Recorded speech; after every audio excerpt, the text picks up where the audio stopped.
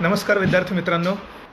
भरपूर दिवसानंतर आज आपण सुमारे मला वाटतं 2.5 महिन्याच्या लॉकडाऊननंतर आज आपण एकमेकांशी कॉन्टॅक्ट करतो आहे. खरं 2.5 महिन्यांचा लॉकडाऊनचा कालावधी हा आतापर्यंतचा अनपेक्षित अशा प्रकारचा कालावधी होता सगळ्यांसाठीच. ह्या सगळ्या कालावधीमध्ये तुम्ही मला वाटतं सगळ्यांनी चांगला अभ्यास केला असेल असं मी गृहीत धरतो. या 3.5 महिन्याच्या आणि कदाचित आता पुढच्या आठवड्यात 3 महिने होतील, ह्या कालावधीमध्ये तुम्ही आपल्याला संपूर्ण मानवजातीला मला वाटतं अनेक वेगवेगळ्या प्रकारच्या गोष्टी शिकवलेल्या आहेतच. अनेक बलाढ्य अशा प्रकारच्या देशाला या छोट्याशा न दिसणाऱ्या कोरोनाने सुद्धा हरवलं. त्याचप्रमाणे आपल्याला असंही म्हणता येऊ शकेल की पर्यावरणाच्या या संपूर्ण क्षेत्रात मानवाचा हस्तक्षेप अति झाला तर पर्यावरण बरोबर माणसाला वेगवेगळ्या प्रकारचे इंडिकेशन्स देतं. या अशा प्रकारच्या गोष्टी त्याच्यामुळे लक्षात आल्या आपल्याला. तर आज आपण MPSCच्या या सगळ्या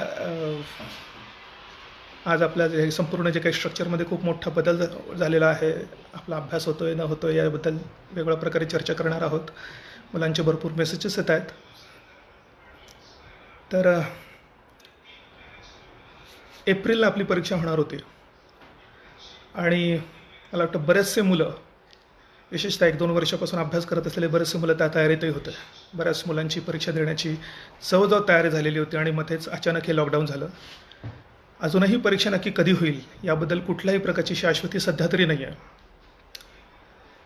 आपण गृहीत धरू शकतो की साधारणतः मला वाटतं ऑक्टोबरच्या सुमारास जर परीक्षा झाली, त्याच्याबद्दल अजून अंदाज आपला कुठला नाही आहे, पण तरीसुद्धा MPSCच्या UPSCच्या तारखेच्या आधारावर जर MPSCने तशा प्रकारचा निर्णय घेतला तर मला वाटतं आपली पण परीक्षा ऑक्टोबरमध्ये होऊ शकते. त्याच्या आधी होण्याची शक्यता निश्चित नाही आहे, पण कदाचित त्याच्या पुढेही जाऊ शकते. अजून शासनाचा कुठलाही निर्णय त्याबद्दल झालेला नसल्यामुळे किंवा आपल्याला त्याबद्दल काही माहिती नसल्यामुळे आपण असं गृहीत धरूया की ऑक्टोबरमध्ये आपली पूर्वपरीक्षा होईल आणि त्या दृष्टिकोनातून आपल्याला आता ह्या संपूर्ण परीक्षेचं अभ्यासाचं कसं नियोजन करायचं आहे याच्यावर आपण जास्त भर देऊया.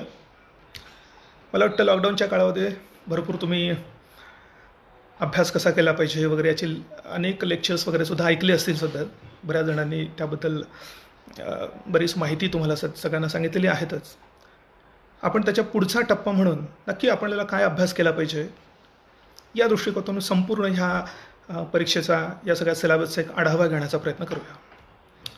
थोडंसं आपण एक विद्यार्थ्यांच्या दृष्टिकोनातून एक गट असं करूया की जे ह्या पूर्वपरीक्षेसाठी पूर्ण तयारीत होते आणि आता अचानक पूर्वपरीक्षा पुढं ढकलल्या गेल्यामुळे पुढच्या या आधीच्या या 3-3.5 महिन्यामध्ये विशेष काही अभ्यास झालेला नाही आहे. मला वाटतं लॉकडाऊनच्या कालावधीमध्ये बऱ्याच जणांचा अभ्यास झाला नसेल कदाचित, कारण 100% वेळ उपलब्ध असेल म्हणून आपला खूप जास्त तो युटिलाइज होतो, चांगल्या पद्धतीने युटिलाइज होतो असं पण नाही आहे. मला वाटतं सगळ्यांना पार्किन्सनचा लॉ माहितीच असेल की work expands to fill the time available to complete it. म्हणजे आपल्याला एखादं काम करण्यासाठी जर जास्त कालावधी दिला किंवा मिळाला तर म्हणून आपलं जास्त काम होतं, आपण इथे अभ्यास म्हणूया जास्त अभ्यास होतो असंही नाही आहे. जेवढं काही वेळ जास्त दिलेला असेल तो अतिरिक्त वेळामध्ये आपल्याला पूर्वीचंच काम तेवढं भरून जातं किंवा ते फुगतं एक प्रकारे आणि त्यामुळे आपला खूपच अभ्यास झाला असेल असं काही सांगता येऊ शकत नाही. उलट अंडर प्रेशर जेव्हा आपल्याला खूप कमी वेळ असतो त्यावेळी झालेला जो काही अभ्यास असतो तो खरा आपला अभ्यास असतो असं आपल्याला मला वाटतं. या पार्किन्सनच्या लॉसाठी या मिस्टर पार्किन्सन यांना तर इकॉनॉमिक्सचं नोबेल पारितोषिकसुद्धा मिळालेलं आहे आणि ही गोष्ट जवळजवळ सगळ्याच गोष्टींसाठी म्हणजे सगळ्याच प्रकारच्या ॲक्टिव्हिटीसाठी तेवढीच महत्त्वाची असते असं आपल्याला दिसेल. त्यामुळे बऱ्याच जणांचं एक म्हणणं पण होतं, बऱ्याच जणांशी कॉन्टॅक्ट झाल्यानंतर बऱ्याच जणांचं म्हणणं होतं की पूर्णपणे मरगळ आलेली आहे, अभ्यास विशेष होत नाही आहे. बऱ्याच जणांचे पुस्तकंसुद्धा त्यांच्याकडे उपलब्ध नाही आहेत, त्यामुळे सुद्धा अभ्यास होत नाही आहे. अशा बऱ्याच गोष्टी या लॉकडाऊनच्या काळामध्ये सगळ्या आपल्याला भेडसावलेल्या आहेत खरं. पण आता ही मरगळ आता आपण लवकरात लवकर सोडून दिली पाहिजे. अर्थात लॉकडाऊनमध्ये तुम्ही भरपूर आतापर्यंत ह्या सोशल मीडियाचा प्रचंड वापर केला असेल, भरपूर पिक्चर बघितले असेल, भरपूर वेब सिरीज बघितल्या असेल. मी सुद्धा बघितल्यात भरपूर. इतक्या वर्षात कधी चान्स मिळाला नाही, पण तो अलीकडे भरपूर मिळालेला होता. एंटरटेनमेंट ही अनलिमिटेड अशा काळासाठी आपल्याला सध्या ती उपलब्ध आहे. आणि त्या अनलिमिटेड एंटरटेनमेंटमुळे बऱ्याच वेळा आपल्याला काही गोष्टी समजतच नाही असं वाटतं. असं बऱ्याच मुलांचं म्हणणं सुद्धा आहे. रात्री झोप येईपर्यंत एंटरटेनमेंट उपलब्ध आहे आणि सकाळी जाग आल्यापासून सुद्धा ती उपलब्ध आहे. त्याच्यामुळे आपल्याला आपल्या निश्चित जबाबदाऱ्या काय आहेत, आपल्याला नक्की काय करायचं आहे याकडे सुद्धा बऱ्याच जणांचं दुर्लक्ष होतं असं बऱ्याच जणांचं म्हणणं आहे. तर आता ही सगळी गोष्ट सोडून मात्र आता आपल्याला निश्चितच अभ्यासाच्या दृष्टिकोनातून प्रयत्न केला पाहिजे. परीक्षा कधीही येऊन जाऊ शकते. परीक्षेसाठी कितीही वेळ उपलब्ध असला तरी तो मुळातच कमीच असतो असं आपल्याला जनरली वाटतं. त्यामुळे लवकरात लवकर ज्यांना अभ्यास ज्यांचा सुरू झालेला नसेल किंवा खंडित पडलेला असेल त्यांनीही लवकरात लवकर अभ्यास सुरू करावा असं मला वाटतं. ज्यांनी जे ह्या एप्रिलमध्ये होणाऱ्या पूर्वपरीक्षेसाठी खूप तयारीमध्ये होते की पूर्वीच्या जवळजवळ सगळा अभ्यास झालेला होता, त्यांच्या दृष्टिकोनातून मला असं वाटतं पहिल्यांदा की अजून इथून समजा जून, जुलै, ऑगस्ट, सप्टेंबर, ऑक्टोबरपर्यंत म्हणजे साधारणतः आपल्याला 3.5-4 महिने उपलब्ध आहेत. आणि ज्यांची आधीच तयारी झाली होती त्यांनी मात्र हा मधला सगळा वेळ मात्र मुख्य परीक्षेच्या अभ्यासासाठी वापरून घेतला पाहिजे असं मला वाटतं. कारण आता आपल्याला परीक्षेसाठी आवश्यक तेवढा वेळ मिळाला नाही ही कंप्लेंट करण्याची आता आपल्याला सध्या सोय नाही आहे. त्यामुळे मला वाटतं खूप वेळ उपलब्ध आहे, खूप वेळ उपलब्ध होता आणि भविष्यातही तो असणार आहे. त्यामुळे आपल्याला पूर्व आणि मुख्य परीक्षा या दोन्ही परीक्षांचं एक हॉलिस्टिक पद्धतीने किंवा इंटिग्रेटेड पद्धतीने आपल्याला कसा अभ्यास सध्या करता येऊ शकेल याबद्दल मला वाटतं सर्वांनी त्याबाबत पहिल्यांदा विचार केला पाहिजे. तर आता सध्या जून आणि फार ते जुलै एंडपर्यंत काही जण इव्हन ऑगस्टच्या 15 तारखेपर्यंत सुद्धा मुख्य परीक्षेचा अभ्यास केला तरी सुद्धा जाणार आहे. त्यातही तुम्ही मुख्य परीक्षेचे असे विषय निवडा की जे विषय तुम्हाला पूर्वपरीक्षेच्या अभ्यासासाठी गरजेचे ठरू शकतील. त्यात महत्त्वाचा विषय म्हटला की HRD हा काही विषय नाही आहे खरं, पण त्याच्यामध्ये जे काही अनेक वेगवेगळ्या प्रकारच्या विषयांचं कॉम्बिनेशन करण्यात आलेलं आहे हे कुठे ना कुठे आपल्याला निश्चितच आपल्याला पूर्वपरीक्षेसाठी सुद्धा फायद्याचं ठरू शकतं. कधी भूगोलाचा म्हणून कृषीबद्दलचे सुद्धा काही प्रश्न त्यामध्ये येतात. त्यामुळे मला वाटतं कृषीचा सुद्धा जर तुम्ही अभ्यास केला तर तो अभ्याससुद्धा मला वाटतं तुम्हाला काही प्रमाणात निश्चितच आता तुम्हाला फायद्याचं ठरू शकेल. विज्ञान तंत्रज्ञानाचा सुद्धा आपल्या पूर्वपरीक्षेच्या सिलेबसमध्ये दिलेला नाही आहे, पण तरीसुद्धा त्याच्याबद्दलचे काही प्रश्न येतात. त्याच्यामुळे तुम्ही मुख्य परीक्षेचा त्याचाही अभ्यास जर केला तर निश्चितच तुम्हाला तो सुद्धा फायद्याचा ठरू शकेल. त्यामुळे एक प्रकारचं प्लॅनिंग तुम्ही आता असं केलं पाहिजे की उरलेला जून, जुलै आणि साधारणतः 15-1 ऑगस्टपर्यंत हे साधारणतः 3 ते 4 विषय मुख्य परीक्षेच्या दृष्टिकोनातून तुम्ही वाचून ठेवा. पूर्णच डिटेलमध्ये वाचले पाहिजे असं काही नाही, पण मात्र त्याचा पूर्वपरीक्षेसाठी आवश्यक असलेला जो काही वरवरचा अभ्यास आहे त्या दृष्टिकोनातून प्रयत्न करायला काही हरकत नाही, अभ्यास करायला काही हरकत नाही. पूर्वपरीक्षेचा आणि मुख्य परीक्षेच्या प्रश्नपत्रिकांमध्ये किंवा येणाऱ्या प्रश्नांमध्ये जर तुम्ही फरक बघितला तर तुम्हाला लक्षात येईल की पूर्वपरीक्षेत मुख्यतः आपल्याला 1 लायनर क्वेश्चन जास्त असतात. मुख्य परीक्षेमध्ये मात्र 2 लायनर, 3 लायनर, 4 लायनर, कधी 5 लायनर्ससुद्धा क्वेश्चन्स त्याच्यामध्ये असतात. पण जर तुम्ही अशा पद्धतीने अभ्यास केला असेल की तुम्हाला 3-4 लायनर्स क्वेश्चन सॉल्व्ह करता येतील तर निश्चितच 1 लायनर क्वेश्चन सॉल्व्ह करता येतील. त्यामुळे पूर्वपरीक्षेला तुम्हाला त्या दृष्टिकोनातून फायदा निश्चित होऊ शकेल असं मला वाटतं. हा सगळा अभ्यास इंटिग्रेट करायचा असेल, आता जनरली मला वाटतं काही विद्यार्थी असे पण असू शकतील की ज्यांनी अजून हा अभ्यास पूर्ण केलेला नाही आणि कसा अभ्यास करायचा हा एक मोठा प्रॉब्लेम त्यांच्यासमोर असू शकतो. तर थोडंसं त्याबद्दल मला वाटतं आपण थोडीशी चर्चा करूया. MPSCचा अभ्यास हा काय आपला 10वी 12वी आणि विद्यापीठी अभ्यासासारखा नाही आहे.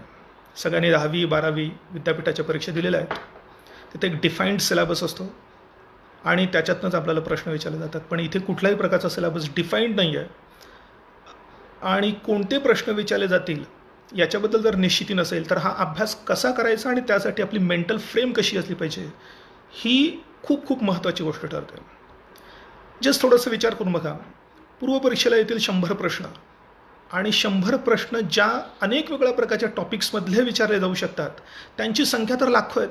मग लाखो वेगळ्या प्रकारच्या टॉपिक्समधनं कोणते 100 प्रश्न येतील हे जर टोटली अनडिसाइडेड असेल तर मला वाटतं आपलं सगळं स्किल आणि वेगवेगळ्या प्रकारच्या विद्यार्थ्यांच्या अभ्यासामध्ये पडणारा फरक हा मुळातच या दृष्टिकोनातून असतो की काही मुलांना ते पटकन समजून जाऊ शकतं.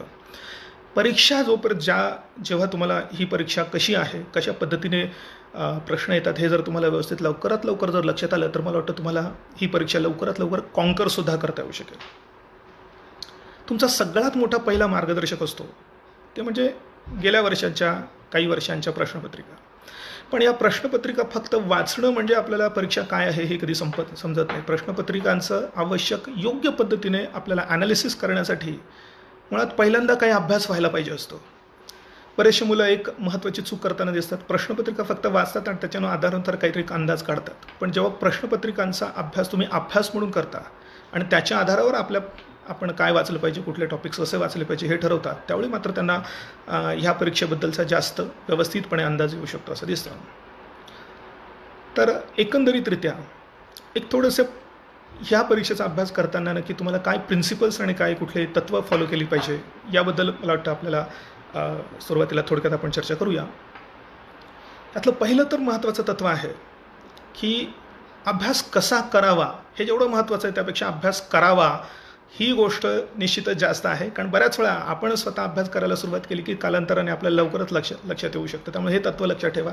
दुसरं महत्त्वाचं तत्त्व की याच्यात कुठल्याही प्रकारचा शॉर्टकट नाही आहे. शॉर्टकटने पास होण्यासारखी ही परीक्षा नाही आहे. एक लॉंगकटच आहे आणि हा लॉंग कट मात्र फार लॉंग होऊ नये याकरता मात्र परीक्षेचे हे तत्त्व आपल्याला व्यवस्थित लक्षात आलं पाहिजे. खूप मोठा सिलेबस कमीत कमी कालावधीत तो पूर्ण करायचा आहे. असंख्य विद्यार्थ्यांची स्पर्धा करायची आहे. याचा जर तुम्ही एक प्रकारे विचार केला तर तुम्हाला लक्षात येईल की जर तुम्हाला परीक्षेमध्ये स्पर्धेमध्ये जर उतरायचं असेल तर तुम्हाला लवकरात लवकर ह्या परीक्षेमध्ये एक प्रकारची प्रोफिशियन्सी किंवा प्रावीण्य मिळवलं पाहिजे. थोडासा असा विचार करून बघा. समजा तुम्हाला 10 गेम्समध्ये तुम्हाला 1 वर्षात प्रावीण्य मिळवायचं असेल तर तुम्ही कसं मिळवणार? 10 गेम्स दररोज तुम्ही एक तास खेळत बसणार का? एका महिन्याला 1 गेम शिकवून मग नंतर त्याच्यामध्ये प्रावीण्य मिळवणार का? नक्की कुठल्या पद्धतीने तुम्ही असं प्रोफिशियन्सी मिळवणार? पुन्हा प्रोफिशियन्सी नक्की कुठपर्यंत मिळवायचे, प्रावीण्य कुठपर्यंत मिळवायचं हे निश्चित नाही आहे. अशाच प्रकारे इथे 10 विषय आहेत समजा आणि ह्या 10 विषयांमध्ये तुम्हाला लवकरात लवकर समजा 1 वर्षभरात तुम्हाला लवकर प्रावीण्य मिळवायचं आहे, इतरांशी स्पर्धा करायची आणि या स्पर्धेत तग धरून पुढं जायचं आहे. तर या एका गोष्टीवरूनच आपल्या लक्षात येऊ शकेल की हे करताना काही मुलांना जास्त वेळ लागतो, काही मुलांना कमी वेळ लागतो, काही मुलांना बरोबर लक्षात येतं पटकन की नक्की आपण काय केलं पाहिजे, काहींना हे लक्षात येण्यासाठी परीक्षेची पद्धत लक्षात येण्यासाठीच भरपूर दिवस लागून जातात. तर हा सगळा प्रकार आहे. तसं बघितलं तर मला वाटतं स्पर्धा परीक्षा ही याकरता सोपी मानता येऊ शकेल कारण ती पूर्णपणे आपल्या स्वतःच्या प्रयत्नांवर अवलंबून आहे. हा पहिला महत्त्वाचा जर तुम्ही गाईड आपला घेतला म्हणजे कोणता तर आपल्या प्रिव्हियस इयर क्वेश्चन पेपर्स. दुसरा महत्त्वाचा गाईड असतो महत्त्वाची योग्य चांगली पुस्तकं आणि तिसरा महत्त्वाचा गाईड असतो कुठला तरी एखादा समजा आपल्याला म्हणू की मार्गदर्शक जो तुमचा शिक्षक असू शकतो किंवा एखादा सिनियर स्टुडंटही असू शकतो. ह्या मार्गदर्शकांच्या या 3 प्रकारच्या मार्गदर्शकांच्या आधारे निश्चितच आपल्याला ह्या परीक्षेमध्ये तुम्हाला लवकरात लवकर उतरता येऊ शकेल, स्पर्धेत उतरता येऊ शकेल असं आपल्याला म्हणता येऊ शकेल. तर एक आपण थोडीशी सिलेबसबद्दलची सुद्धा चर्चा करूया. मला वाटतं काही जणांची अशी पण एक मागणी होती की थोडंसं ब्रशअप जर झालं असतं ह्या 2-3 विषयांचं किंवा काही विषयांचं तर एक मला वाटतं मुलांना अशी पण मागणी आहे की त्यानुसार लगेच त्यांना पुढे अभ्यास सुरू करता येऊ शकेल. तर आपण जर पूर्वपरीक्षेचा आणि मुख्य परीक्षेचा एक मुद्दा महत्त्वाचा राहिला की तो इंटिग्रेट कसा करायचा तर तो इंटिग्रेट करण्याच्या दृष्टिकोनातून तुम्ही पहिल्यांदा हा विचार करा की जर आपण पूर्व आणि मुख्य परीक्षेचे सगळे टोटल विषय कंबाईन केले तर जवळजवळ फक्त 9 विषय येतात. मग त्याच्यामध्ये इतिहास आला, भूगोल आला, त्यानंतर राज्यघटना आहे, इकॉनॉमिक्स आहे, त्याच्यानंतर सायन्स आहे, सायन्स अँड टेक्नॉलॉजी आहे, HR आणि HRD आहे, ॲग्रिकल्चर आहे. ॲग्रिकल्चर मात्र तुम्हाला दोन्ही पद्धतीने एक भूगोलाचा भाग म्हणून ॲग्रिकल्चरल जॉग्रफी आणि इकॉनॉमिक्सचा भाग म्हणून ॲग्रिकल्चरल इकॉनॉमिक्स अशा पद्धतीने दोघांमध्ये फरक करता येऊ शकेल. आणि करंट अफेअर्स असं जर बघितलं तर साधारणतः 9 विषय. त्यामुळे पहिल्यांदा तर आपल्याला एक गोष्ट साध्य केली पाहिजे की या सगळ्या 9 विषयांची आपल्याकडे फक्त एक नोटबुक तयार होणं आवश्यक आहे. आणि ही एकच नोटबुक तयार जर व्हायची असेल तर त्यासाठी तुम्हाला नेहमी मी म्हणतो तुमच्या हस्ताक्षरात लिहिलेल्या तुमच्याकडे नोट्स असल्या पाहिजे. कुठल्याही प्रकारच्या रेडीमेड नोट्स मिळाल्या असतील तुम्हाला तरीसुद्धा त्या तुम्ही तुमच्या हस्ताक्षरात लिहून काढा. कारण सगळ्यांना आपण लिहिलेलं जे काही हस्ताक्षर आहे आपल्याला ते चांगलं व्यवस्थित कळतं. दुसऱ्यांचं अक्षर कळेल न कळेल याची काही शक्यता नाही आहे. आपण लिहित असताना आपण जे काही शॉर्ट फॉर्म्स वापरतो, काही शब्द वापरतो, तो का वापरला हे आपल्याला चांगलं कळतं. आणि ह्या सगळ्या गोष्टीमुळे आपल्याला परीक्षेच्या आधी जेव्हा आपल्याला भरपूर मोठा सिलेबस कमीत कमी कालावधीमध्ये रिवाईज करायचा असतो, तर हा निश्चितच पुस्तकांवरून कधीच रिवाईज होऊ शकत नाही. तो आपल्या नोट्सवरूनच रिवाईज होऊ शकतो. आणि याकरता जर तुम्ही ह्या 9 विषयांच्या वेगळ्या प्रकारच्या नोट्स रेडी तयार करून ठेवल्या, त्या अशा पद्धतीने तयार करून ठेवल्या की तुम्हाला पूर्वपरीक्षेसाठी सुद्धा त्याच वाचायच्या आहेत आणि मुख्य परीक्षेसाठी सुद्धा त्याच वाचायच्या आहेत. थोडा विचार केला तर लक्षात येईल तुम्हाला, मुख्य परीक्षेसाठी तयार केलेल्या नोट्स एवढा परफेक्टली जर तुम्ही केल्या असतील, तर त्या जर तुम्ही जेव्हा पूर्वपरीक्षेसाठी तेव्हा वाचता, त्यावेळी मात्र निश्चितच तुम्हाला त्या जास्त फायद्याच्या ठरू शकेल. कारण खूप मोठ्या आवाक्याचा नोट्स वाचून तुम्हाला तुलनेनं कमी आवाक्याची परीक्षा तुम्हाला द्यायची आहे. त्यामुळे ही नोट मेकिंगची ज्यांना सवय आहे, ज्यांना ती आर्ट आहे, ती पण आर्ट आहे नोट्स तयार करणे. नोट्स मुख्यतः 2 महत्त्वाच्या पर्पजेससाठी आपण तयार करत असतो. एकतर पहिली गोष्ट म्हणजे टू फॅसिलिटेट मेमोरायझेशन, लक्षात राहण्याची प्रक्रिया सोपी करणे, याकरता नोट्स आपल्याकडे असल्या पाहिजे. आणि त्याकरता त्या नोट्स आपण कशा लिहितो याला सुद्धा खूप महत्त्व आहे. बऱ्याच जणांच्या नोट्स बघितल्यानंतर त्यांनी पुस्तकाची रेप्लिका तयार केलेली असते, जसं पुस्तक आहे तसं त्यांनी तयार केलेलं असतं. नोट्स त्याच्यानुसार आपल्याला तयार करून आपल्याला मेमोरायझेशन फॅसिलिटेट होईल असं मला काही वाटत नाही. त्याच्यामुळे नोट्स करत असताना महत्त्वाचे कीवर्ड्स असतील, फ्लो चार्ट्स असतील, टी डायग्राम्स असतील, वेगवेगळ्या पद्धतीचा वापर करून जेव्हा आपण त्या नोट्स तयार करतो, तेव्हा बऱ्याच वेळा नुसतं त्याच्यावर ओव्हरलुक जरी केला, नजर जरी टाकली, तरीसुद्धा तो पूर्वी वाचलेला विषय आपल्याला लगेचच लक्षात येऊ शकतो. त्यामुळे फॅसिलिटेट मेमोरायझेशन ह्या उद्दिष्टाला गृहीत धरून नोट्स तयार केल्या पाहिजे. आणि दुसरी महत्त्वाची गोष्ट आहे की परीक्षोपयोगी नसलेल्या बऱ्याचशा गोष्टी ज्या पुस्तकात असतात त्या आपल्या नोट्समध्ये येत नाहीत, आणि त्याच्यामुळे जास्तीत जास्त योग्य असलेल्या गोष्टीच आपण त्या नोट्समध्ये घेतो. आणि रिडंडंट मटेरियल जे असतं किंवा कमी महत्त्वाचं जे असतं, त्या कमी महत्त्वाच्या गोष्टींवरचा आपला भर कमी होतो आणि परीक्षोपयोगी गोष्टींवर जास्त आपला भर निर्माण होतो. त्याच्यामुळे ज्याच्याकडे आतापर्यंत तुम्ही कित्येक विद्यार्थ्यांना जर बघितलं असेल, अभ्यास करणाऱ्या विद्यार्थ्यांना बघितलं असेल, तर एक गोष्ट निश्चितच लक्षात येते की ज्याच्या नोट्स व्यवस्थित तयार आहेत, तर त्याला ही परीक्षा सोपी होते. त्याला जो ओव्हरव्ह्यू, मॅक्रो व्ह्यू आपण जो म्हणतो या परीक्षेचा, तो लवकर आलेला असतो. या परीक्षेकडे बघण्याचे हे 2 व्ह्यूज आहेत, हे लक्षात घ्या. एक मॅक्रो व्ह्यू आहे, एक मायक्रो व्ह्यू आहे. मायक्रो व्ह्यू घेता घेता जेव्हा तुम्हाला मॅक्रो व्ह्यू यायला लागतो, तेव्हा या परीक्षेबद्दल जास्त चांगली माहिती तुम्हाला मिळालेली असते. बऱ्याच वेळा मायक्रो व्ह्यूमध्येच बरेचसे मुलं अडकून पडतात. एकदम छोटं एखादं पुस्तक घेतलं, त्याचा एक चॅप्टर घेतला, त्या चॅप्टरच्या छोट्या गोष्टी आपल्याला अशा रीतीने वाचण्याचा प्रयत्न करतात की जेणेकरून ते खूप पाठ करायचा प्रयत्न करतात, त्याच्यात अटकून पडलेले असतात. त्याच्यामुळे त्या एका विषयातल्या एका चॅप्टरबद्दल तुम्हाला खूप डिटेल्स प्राप्त होतील, पण आपल्याला ज्या संपूर्ण परीक्षेचा आपण ज्याला ओव्हरव्ह्यू म्हणतो, पूर्णपणे परीक्षा जेव्हा आपल्या अंदाजामध्ये येते, तर तो लवकरात लवकर ज्याला येतो, त्यावेळी मात्र मुलांना अभ्यास कितीही वाढला, नवीन करंट अफेअर्सच्या किती गोष्टी जरी त्यात ॲड होत गेल्या, तरीसुद्धा कोणत्याही प्रकारचं टेन्शन येत नाही. त्यामुळे परीक्षेला कोणतंही लिमिट नाही आहे, पण हे लिमिट मात्र आपल्याला आपल्या अभ्यासाच्या पद्धतीच्या माध्यमातून निश्चितच आणता येऊ शकतं. ही गोष्ट निश्चित साध्य करण्यासारखी आहे असं नेहमी आपल्याला तुम्हालाही लक्षात येऊ शकेल त्या दृष्टीने. तर ह्या नोट्स तुमच्या पाहिजेत. जोपर्यंत तुम्हाला रिव्हिजन होत नाही, तोपर्यंत ह्या परीक्षेचे हा ओव्हरव्ह्यू आणि मायक्रो व्ह्यूसुद्धा तुम्हाला येणार नाही असं लक्षात येईल. आणि रिव्हिजन होण्यासाठी सुद्धा या नोट्स तयार करणं ही एक तुमची कंपल्सरी डेली आणि महत्त्वाची ॲक्टिव्हिटी असली पाहिजे. एक जनरल आपण नेहमी म्हणतो की जशी परीक्षा तसा अभ्यास. मग परीक्षा जर आपली ऑब्जेक्टिव्ह असेल, तर आपल्या नोट्स आणि आपला अभ्याससुद्धा जास्तीत जास्त त्या पद्धतीने असला पाहिजे. आणि ऑब्जेक्टिव्ह परीक्षा असेल तर मग आपल्याला भरपूर प्रश्न सॉल्व्ह करण्याची प्रॅक्टिससुद्धा केली पाहिजे. त्यामुळे प्रश्न सॉल्व्ह करण्याची प्रॅक्टिस ही that should be an inbuilt process of your study. तुमच्या अभ्यासाच्या प्रक्रियेमध्ये ती दररोजची ॲक्टिव्हिटी असली पाहिजे. हे नेहमी मी विद्यार्थ्यांना सांगत आलेलो आहे. बरेचसे विद्यार्थी ती करतात सुद्धा. बरेचसे विद्यार्थ्यांना असं वाटतं की संपूर्ण विषय आपण आधी वाचून घेऊ आणि मग नंतर प्रश्न सॉल्व्ह करायला घेऊ, पण तोपर्यंत बऱ्याचसा अर्ध्यापेक्षा जास्त विषयात आपण विसरून गेलेलो असतो. त्यामुळे अभ्यास करताना सुद्धा अजून एक गोष्ट आधी एक सांगण्यासारखी आहे, ते म्हणजे आपण हा जो काही या स्पर्धा परीक्षेच्या वेगळ्या विषयांचा अभ्यास करतो, तर हा विषय जवळजवळ 99% नवीन आहे असं गृहीत धरा. आपण 10वी-12वीला त्यातले काही विषय वाचलेले आहेत, पण ते त्याच वेळी गेलेले आहेत. बऱ्याचशा ग्रॅज्युएशनमध्ये वाचलेले विषय आणि आता तुम्हाला करायचा अभ्यास याच्यामध्ये बराचसा काही संबंध नसतो. इवन तुम्ही BA इकॉनॉमिक्स केलेलं असेल तरीसुद्धा तिथलं इकॉनॉमिक्स आणि इथलं इकॉनॉमिक्स याच्यामध्ये फरक आहे.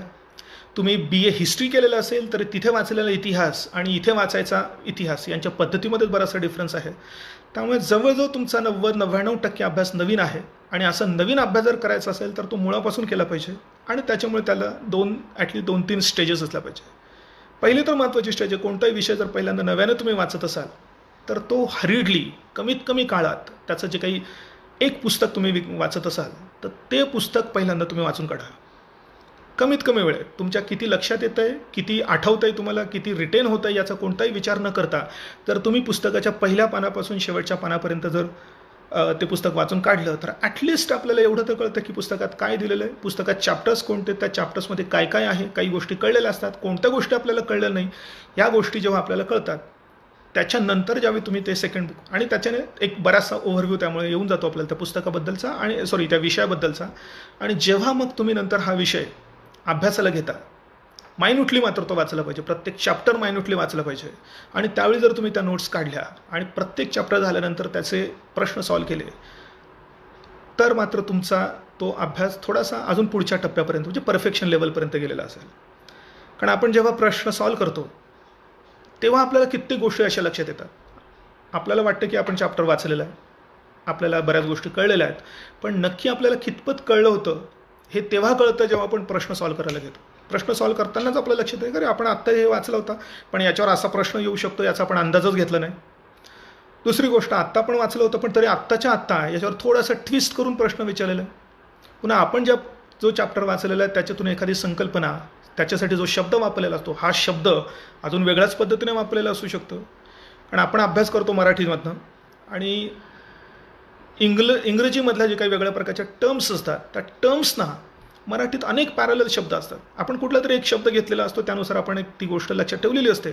पण तुम्ही जर आयोगाच्या प्रश्नपत्रिका बघितल्या तर वेगवेगळ्या लोकांनी त्यांना वेगवेगळे टर्म्स वापरलेले असू शकतात. त्यामुळे भरपूर टर्म्स येतात आणि बऱ्याच वेळा ती टर्म इंग्रजीमध्ये माहिती असती तर मात्र लगेच तो प्रश्न सॉल्व करता आला असता असंही लगेच आपल्याला जाणवतं. आणि त्याच्यामुळे तुम्हाला असं लक्षात येईल की लगेच प्रश्न सॉल्व करताना अरे यांनी ही वेगळी टर्म वापरलेली आहे. एक साधं उदाहरण सांगायचं म्हटलं तर आपण इंग्लिशमध्ये सेन्सस म्हणतो.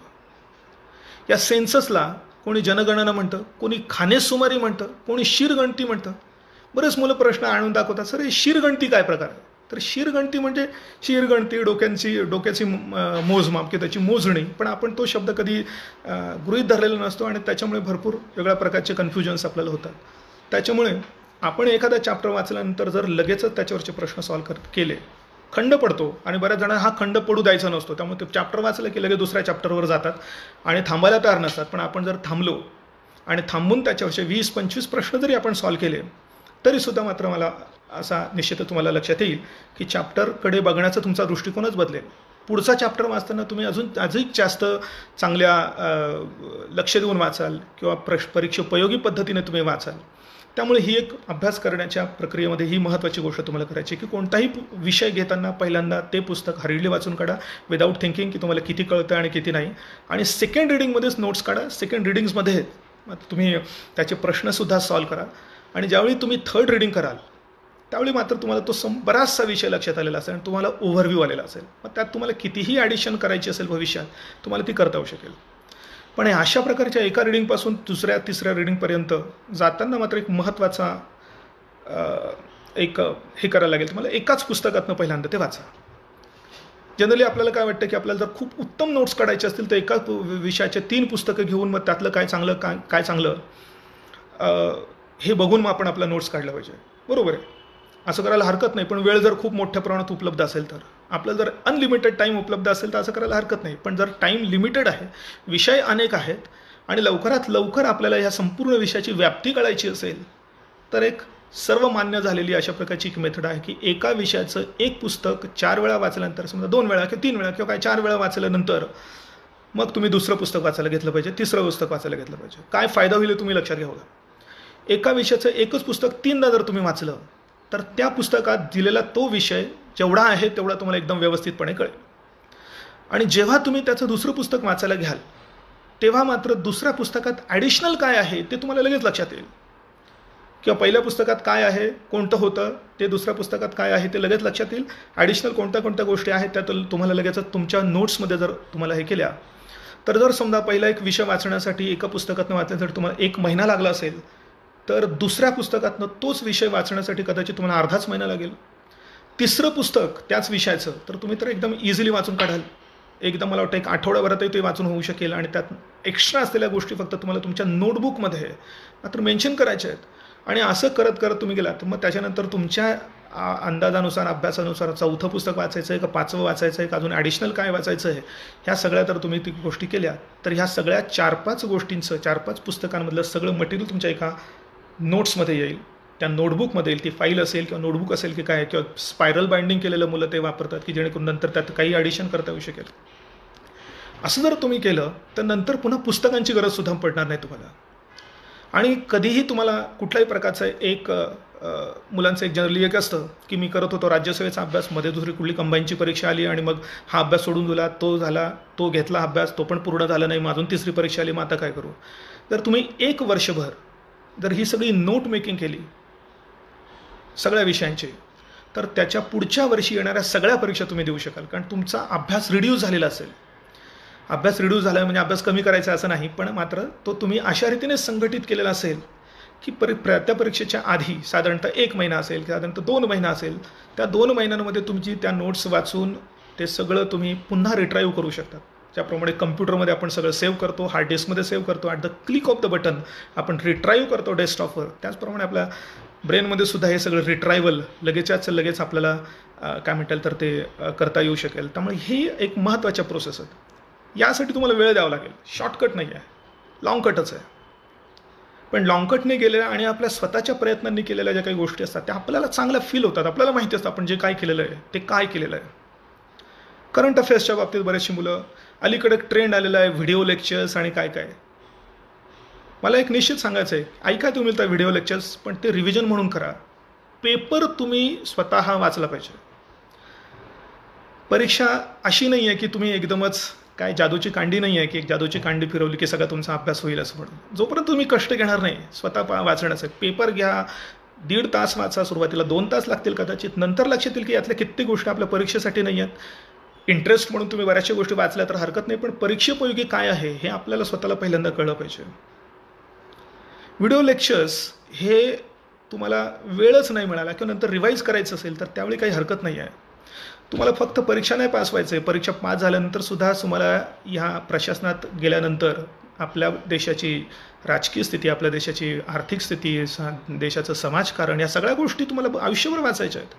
आणि जर तुम्ही असं शॉर्टकटमध्ये अभ्यास करून जर समजा करंट अफेअर्स काय वाचायचं आहे, कसं वाचायचं आहे याचा अभ्यास न करता थोड्याशा याच्यावर जर तुम्ही केलेला असाल तर तुम्हाला आपल्या देशाबद्दल, राज्याबद्दल, समाजाबद्दलचा हा दृष्टिकोन कधीच जनरेट होणार नाही. तर रोजचं एडिटोर वाचलंच गेलं पाहिजे, जरी तुम्हाला त्याच्यातनं कमी ऑब्जेक्टिव्ह प्रश्न निघतील असं वाटत असलं तरीसुद्धा. त्यामुळे करंट अफेअर्स ज्याचं करंटवर खूप कमांड आहे चांगलं, त्याला इवन काही ट्रॅडिशनल गोष्टीसुद्धा खूप चांगल्या पद्धतीने समजून येऊ शकतात. आणि जर तुम्ही भविष्यात UPSCचा अभ्यास करणार असाल तर that should B complete command over current. 3 C's आपण म्हणतो, या 3 C's complete command over current हे असणं एकदमच महत्त्वाची गोष्ट आहे. आणि आपल्या स्वतःच्या आकलनासाठी, कारण स्पर्धा परीक्षेचा अभ्यास म्हणजे फक्त परीक्षा पास होण्यासाठी नाही आहे. मी बऱ्याच वेळा म्हणतो की याचा साईडी फायदा, या परीक्षेचा फायदा हा पण खूप आहे की आपल्याला बऱ्याच गोष्टी कळतात की ज्या आत्तापर्यंत ग्रॅज्युएशनपर्यंत आपल्याला कळलेल्या नसतात. आपल्याला देशाचं अर्थकारण, राजकारण, समाजकारण कसं चालतंय, नक्की हा देश कसा आलेला आहे, आपला काय समस्या आहेत. आपल्या देशात समस्यांची काही कमतरता नाही आहे. करोना समस्या होती तर मध्येच मात्र लगेच पुन्हा निसर्ग वादळ पण आलेलं आहे. बऱ्याच वेगळ्या प्रकारच्या एक अनलिमिटेड समस्या. आणि हे समस्यांशी किंवा त्या समस्यांवर मात करण्याचं पहिलं महत्त्वाची जबाबदारी प्रशासनावर आहे. अनसंग अशा प्रकारचे हिरोज आहेत प्रशासनातले की जे आपल्याला, आपण काही पेपरमध्ये त्यांच्याबद्दल दररोज वाचत नाही, पण आपल्याला माहिती आहे की हे सगळी डिस्ट्रिक्ट लेवलवर काम करणारी, तालुका लेवलवर, गाव पातळीवर काम करणारी जी काही सगळी प्रशासकीय यंत्रणा आहे यांनाच हे करायचं आहे. तर त्यांना जर चांगल्या पद्धतीने हे सगळं करायचं असेल तर निश्चितच आपल्या देशाबद्दल, समाजाबद्दल खूप चांगली माहिती असणं आवश्यक आहे. आणि स्पर्धा परीक्षेचा अभ्यास करत असताना साईड बाय साईड निश्चितच हा पण आपला काय म्हणतात एक दृष्टिकोन डेव्हलप होत असतो. आणि तो करण्यासाठी तुम्हाला स्वतः पुस्तकं वाचली पाहिजे आणि स्वतः काय म्हणतात तर वर्तमानपत्र वाचलं पाहिजे. त्यामुळे रेडीमेड जे काही मिळतं आहे त्याच्या जास्त मागे लागू नका. स्वतःचं मटेरियल जनरेट करण्याचा प्रयत्न करा. स्वतः नोट्स काढा, स्वतःच्या हस्ताक्षरात काढा. वेळ लागतो सुरुवातीला. प्रत्येक जणांची एक कंप्लेंट असते की नोट्स काढताना खूप वेळ जातो, पण हा वेळ सुरुवातीला जातो, नंतरचा वेळ वाचतो. नोट्स नसतील तर सुरुवातीला नोट्स न काढताना वाचलेला वेळ हा नंतर मात्र नोट्स, कारण आपण काही वाचलेलं सगळंच्या सगळं आपल्या आयुष्यावर लक्षात राहत नाही. 10% आपण फार फार तर रिटर्न करू शकतो पुढच्या समजा 1 महिन्यानंतर, 2 महिन्यानंतर म्हणूया. आणि आपल्याला तर हे एवढा सगळा अभ्यास करायचा, तो रिटर्न कसा होणार आहे? त्याच्यामुळे तो नोट्सच्या आधारावरच होऊ शकतो. आणि त्यामुळे माझं नेहमीचं म्हणणं आहे, तुम्हाला लवकरात लवकर ही परीक्षा पास करायची असेल, आता लवकर किती मी त्याच्याबद्दल नंतर सांगतो, पण लवकरात लवकर जर समजा जर ही परीक्षा पास करायची असेल तर ह्या एक महत्त्वाचं तत्त्व मात्र तुम्हाला हे फॉलो केलं पाहिजे. 1-2 काही प्रश्न आलेत, मला वाटतं मी त्याआधी घेतो. राज्यसेवा एक्झाम कधी होईल? सर एक्झाम कधी होईल? तर राज्यसेवेची एक्झाम म्हणजे जर प्रिलिमचं जर तुम्ही म्हणणार असाल तर त्याबद्दल आत्ता सध्या कुठल्याही प्रकारची निश्चिती नाही आहे. मध्ये एक बातमी सकाळ पेपरमध्ये तुम्ही वाचली असेल की आयोगाने सगळ्या जिल्हाधिकारी कार्यालयाकडे एक मागणी केली की सगळ्या प्रश्नपत्रिका, ज्या पूर्वीच्या ज्या एप्रिलमध्ये होणारी परीक्षा होती त्याच्या प्रश्नपत्रिका त्यांच्या स्ट्रॉंग रूममध्ये जे आहेत ते त्यांनी मुदत वाढवून घेतली ऑक्टोबरच्या, मला वाटतं 21 तारखेपर्यंत. आणि त्याच्यामुळे मुलांनी निष्कर्ष काढले की कदाचित 21 ऑक्टोबरच्या आधी ही परीक्षा होईल. पण आयोगाने असं डिक्लेअर केलेलं नाही आहे. एवढं तर निश्चित आहे की 21 ऑक्टोबरच्या आधी होण्याची शक्यता आहे. पण उद्या जर समजा आयोगानेच ती अजून कार्यालयांना विनंती केली की अजून पुढे ढकला, तर त्याबद्दल आज आपल्याला निश्चित काही सांगता येणार नाही. पण तुम्हाला गृहीत धरायला काही हरकत नाही की UPSCच्या धर्तीवर MPSCने सुद्धा निर्णय घेतला तर पूर्वपरीक्षा आणि ती कंबाईनची परीक्षा, या दोन्ही परीक्षा कुठेतरी ऑक्टोबरच्या दरम्यान होऊ शकतील असं तुम्ही गृहीत धरा. सध्या जशी परिस्थिती इव्हॉल्व होते त्याच्यानुसार तुम्हाला तुमच्या स्ट्रॅटेजीमध्ये बदल करायला काही हरकत नाही असं मला दिसतंय. त्यात अजून एक प्रश्न की करंट कधीपर्यंत वाचलं पाहिजे, कुठल्या महिन्यापर्यंत? आता जर त्यावेळी काढलेल्या जर समजा प्रश्नपत्रिका त्याच जर आता वापरल्या जाणार असतील आणि त्याच वापरल्या जातील तर त्यावेळच्या प्रश्नपत्रिका साधारणतः तुम्हाला फेब्रुवारीपर्यंतचं करंट, त्यामुळे आतासुद्धा त्याच प्रश्नपत्रिका असतील तर फेब्रुवारी जास्तीत जास्त मार्चपर्यंतचं करंट तुम्ही सध्या वाचून ठेवा. पण आता पुढे काय होईल त्याच्यानुसार कळेल. म्हणजे आता जर ऑक्टोबरमध्ये परीक्षा होणार असेल तर तुम्ही गृहीत धरा की तो त्यावेळी काढलेला जो पेपर असेल तोच पेपर आता तुम्हाला दिला जाऊ शकेल, कारण ते पेपर ऑलरेडी आहेत, सगळ्या सेंटर्सपर्यंत ते पोहोचण्याच्या तयारीमध्ये होते. त्यामुळे साधारणतः तुम्ही फेब्रुवारी मार्चपर्यंतचं करंट अफेअर्स ह्या परीक्षेसाठी वाचायला काही हरकत नाही. पण म्हणून करंट अफेअर्सचं वाचन बंद केलं पाहिजे असंही नाही आहे. रेग्युलर तुमचं वाचन चालूच असलं पाहिजे, कारण तुम्हाला मेन्ससाठी सुद्धा ते फायद्याचं ठरेलच. आणि दुसरी गोष्ट असते की त्याच्यानंतर मार्चनंतर जे काय झालेल्या गोष्टी करंटमध्ये ज्या काही गोष्टी घडत आहेत त्याचा कुठे ना कुठे रेफरन्स त्याच्या आधीच्या गोष्टींचा पण असू शकतो. त्याच्यामुळे बिलकुलच करंट अफेअर्सचं वाचन बंद करायचं आहे किंवा पेपरच वाचायचं नाही आहे असं करू नका. पण परीक्षेसाठी निश्चितच फेब्रुवारी मार्चपर्यंतचं करंट जास्त योग्य आहे किंवा जास्त ग्राह्य आहे असं म्हणायला काही हरकत नाही. एक मुलांच्या अजून आहे की सर बुक नाही आणलेत. बऱ्याच जणांचे मला वाटतं बुक्स इकडे हॉस्टेलमध्ये राहिले किंवा इकडे पुण्यातच राहिले, हा एक मोठा इश्यू आहे. पण आता काही करून, आता जिल्हाबंदी असल्यामुळे तुम्हाला या ठिकाणी अजून येता येत नाही आहे, पण तुम्ही बुक्स आणले नाहीत म्हणून आता काय वाचायचं वगैरे असं हे न करता तुमचे काही मित्र असतील किंवा त्या जिथे तुम्ही ज्या ठिकाणी राहताय त्या ठिकाणी असतील त्या मुलांशी जरा थोडंसं कोऑर्डिनेट करून बुक्स लवकरात लवकर मिळवण्याचा प्रयत्न करा. दुसरं त्याला मला वाटतं दुसरा कोणता ऑप्शन नाही आहे, पण लवकरात लवकर किंवा ऑनलाईन जर काही मिळत असेल, मटेरियल मिळत असेल तर त्यानुसार करा. पण तुम्हाला तिथल्या तिथेच मात्र ते मॅनेज करावं लागणार आहे जिल्हाबंदी जोपर्यंत होत नाही तोपर्यंत. नाहीतर मग पुण्यात जिथे म्हणजे तुमचे बुक्स असतील तर ते तुम्हाला आणण्यासाठी आवश्यक काय करता येईल बघा. म्हटलं मला वाटतं पास घेऊन तुम्हाला येणं शक्य असेल तर करा. पण त्या एका कारणासाठी मात्र अभ्यास तुमचा झाला नाही हे एक्सक्यूज मात्र मला वाटतं जास्त कोणी मान्य करणार नाही. त्यामुळे काहीतरी व्यवस्था करा आणि बुक्स अरेंज करा, त्याचं वाचन करा. तुमच्या मित्राकडे असू शकतं, कंबाईन वाचण्याचा प्रयत्न करा किंवा काही 2 दिवस 5 दिवस एकमेकांचे बुक्स बॉरो करून करण्याचा प्रयत्न करा. आता मी तुम्हाला हे सजेशन देतो आहे, पण आय डोंट नो की तुम्ही कुठं राहतायत, तुमच्या कॉन्टॅक्टमध्ये बाकीचे मित्र आहेत की नाही, पण त्यानुसार तुमचे हे करायला काही हरकत नाही मला वाटतं. अजून एक सर ऑनलाईन क्लास सुरू करा. बऱ्याच जणांची अशी मागणी आहे, पण ऑनलाईनबद्दल जरा थोडासा मी अजूनही जरा थोडा निगेटिव्ह आहे असं मला वाटतं. कारण ऑनलाईन ही एक निर्जीव अभ्यास करण्याची पद्धत आहे असं मला वाटतं. शेवटी मुलं आणि शिक्षक यांचा जो काही एक नियर कॉन्टॅक्ट अशा प्रकारचा असतो त्यातनंच खरं हे शिक्षण होत असतं. पण अलीकडे आज तंत्रज्ञानाच्या या प्रगतीमुळे ऑनलाईन क्लासेस वगैरे या सगळ्या गोष्टी वाढत चाललेल्या आहेत खरं. पण अजून तरी मी काही त्याचा विचार केलेला नाही आहे खरं. पण बघूया पुढे काय कसं करता येऊ शकेल. जर आपल्या राहिलेल्या बॅचेस मधले तुमच्यामध्ये कोणी विद्यार्थी असतील तर त्यांच्याबद्दल जरा थोडासा निर्णय घेण्याचा आम्ही प्रयत्न करतो आहे. काही मुलांचं म्हणणं आहे की ऑनलाईन बॅचेस करा. ऑनलाईन बॅचेसचे काही फायदे आहेत, काही तोटे पण आहेत. खरं फायदा सगळ्यात महत्त्वाचा म्हटला तर तुम्हाला ते कधीही बघता येऊ शकतं, नंतर तुम्ही अभ्यास करू शकता. पण हाच मात्र दुर्गुण पण होऊ शकतो मला वाटतं. जर आपल्याला कधी पण बघता येऊ शकेल तर तो पुढे पुढे ढकलण्याची प्रोसेस होऊ शकते आणि तो एक निर्जीव पद्धतीने होणारा अभ्यास आहे. त्यात तुमचा सिरियसनेस मेंटेन होईल की नाही याची गॅरंटी नसते, कारण आपले डिस्ट्रॅक्शन जास्त आहेत आणि सिरियसनेस कमीच असतो नेहमी. आणि दुसरी गोष्ट, अटेन्शन स्पॅन जो लागतो, 2 तास जर तुम्ही वर्गात येऊन बसत असाल तर 2 तास तुम्हाला दुसरं काहीच काम करायचं नाही आहे. 2 तास फक्त लेक्चरच ऐकायचं आहे.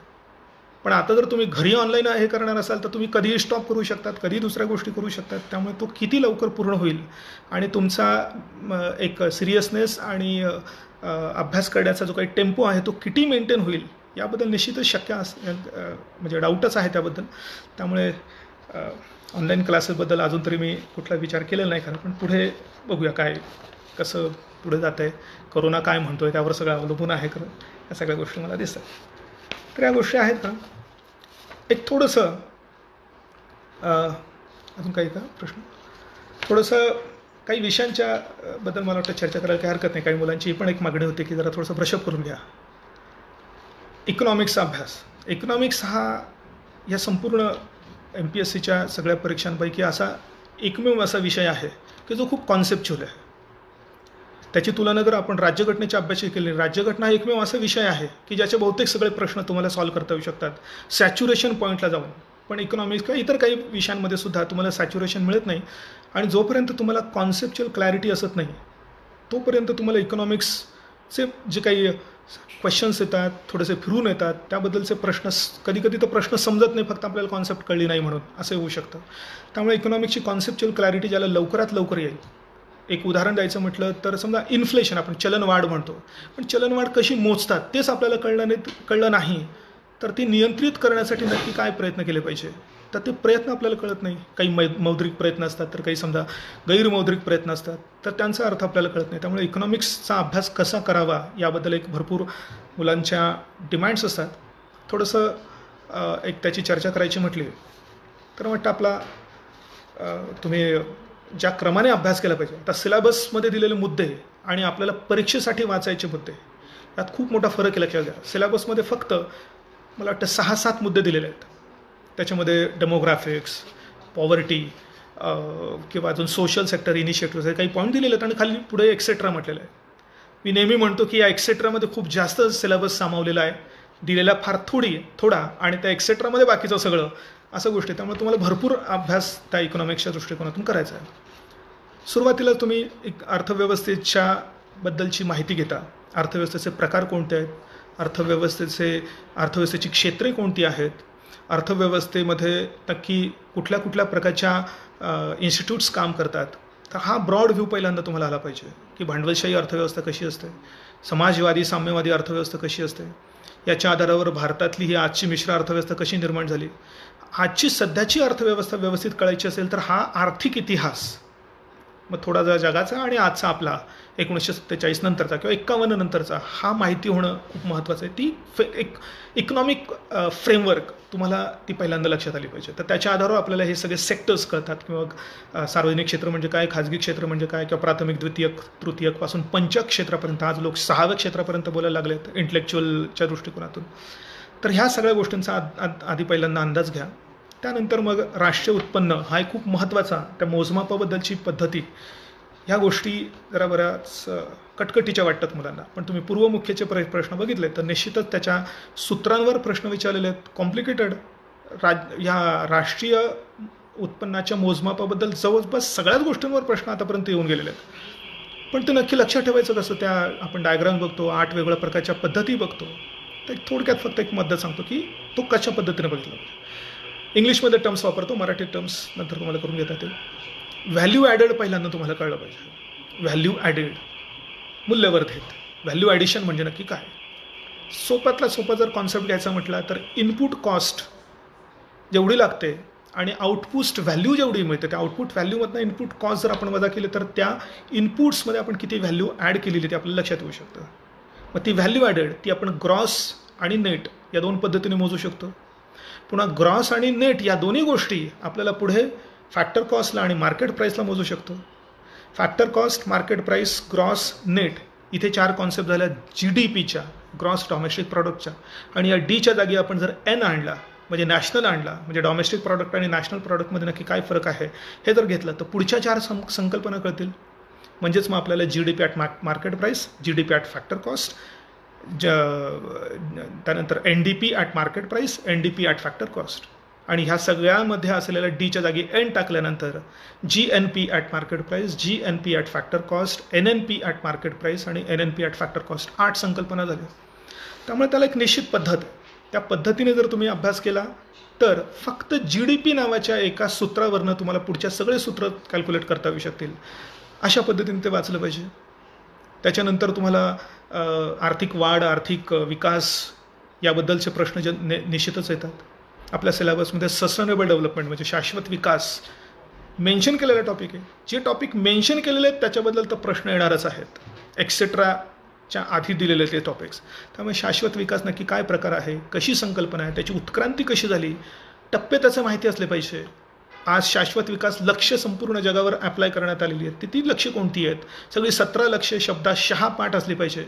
कधी कधी तर त्याचा क्रम विचारतात, 2रा, 5वा, 7वा, 10वा क्रमाने सांगा, अशा प्रकारे योग्य क्रम लावा, अशा प्रकारे प्रश्न येतात.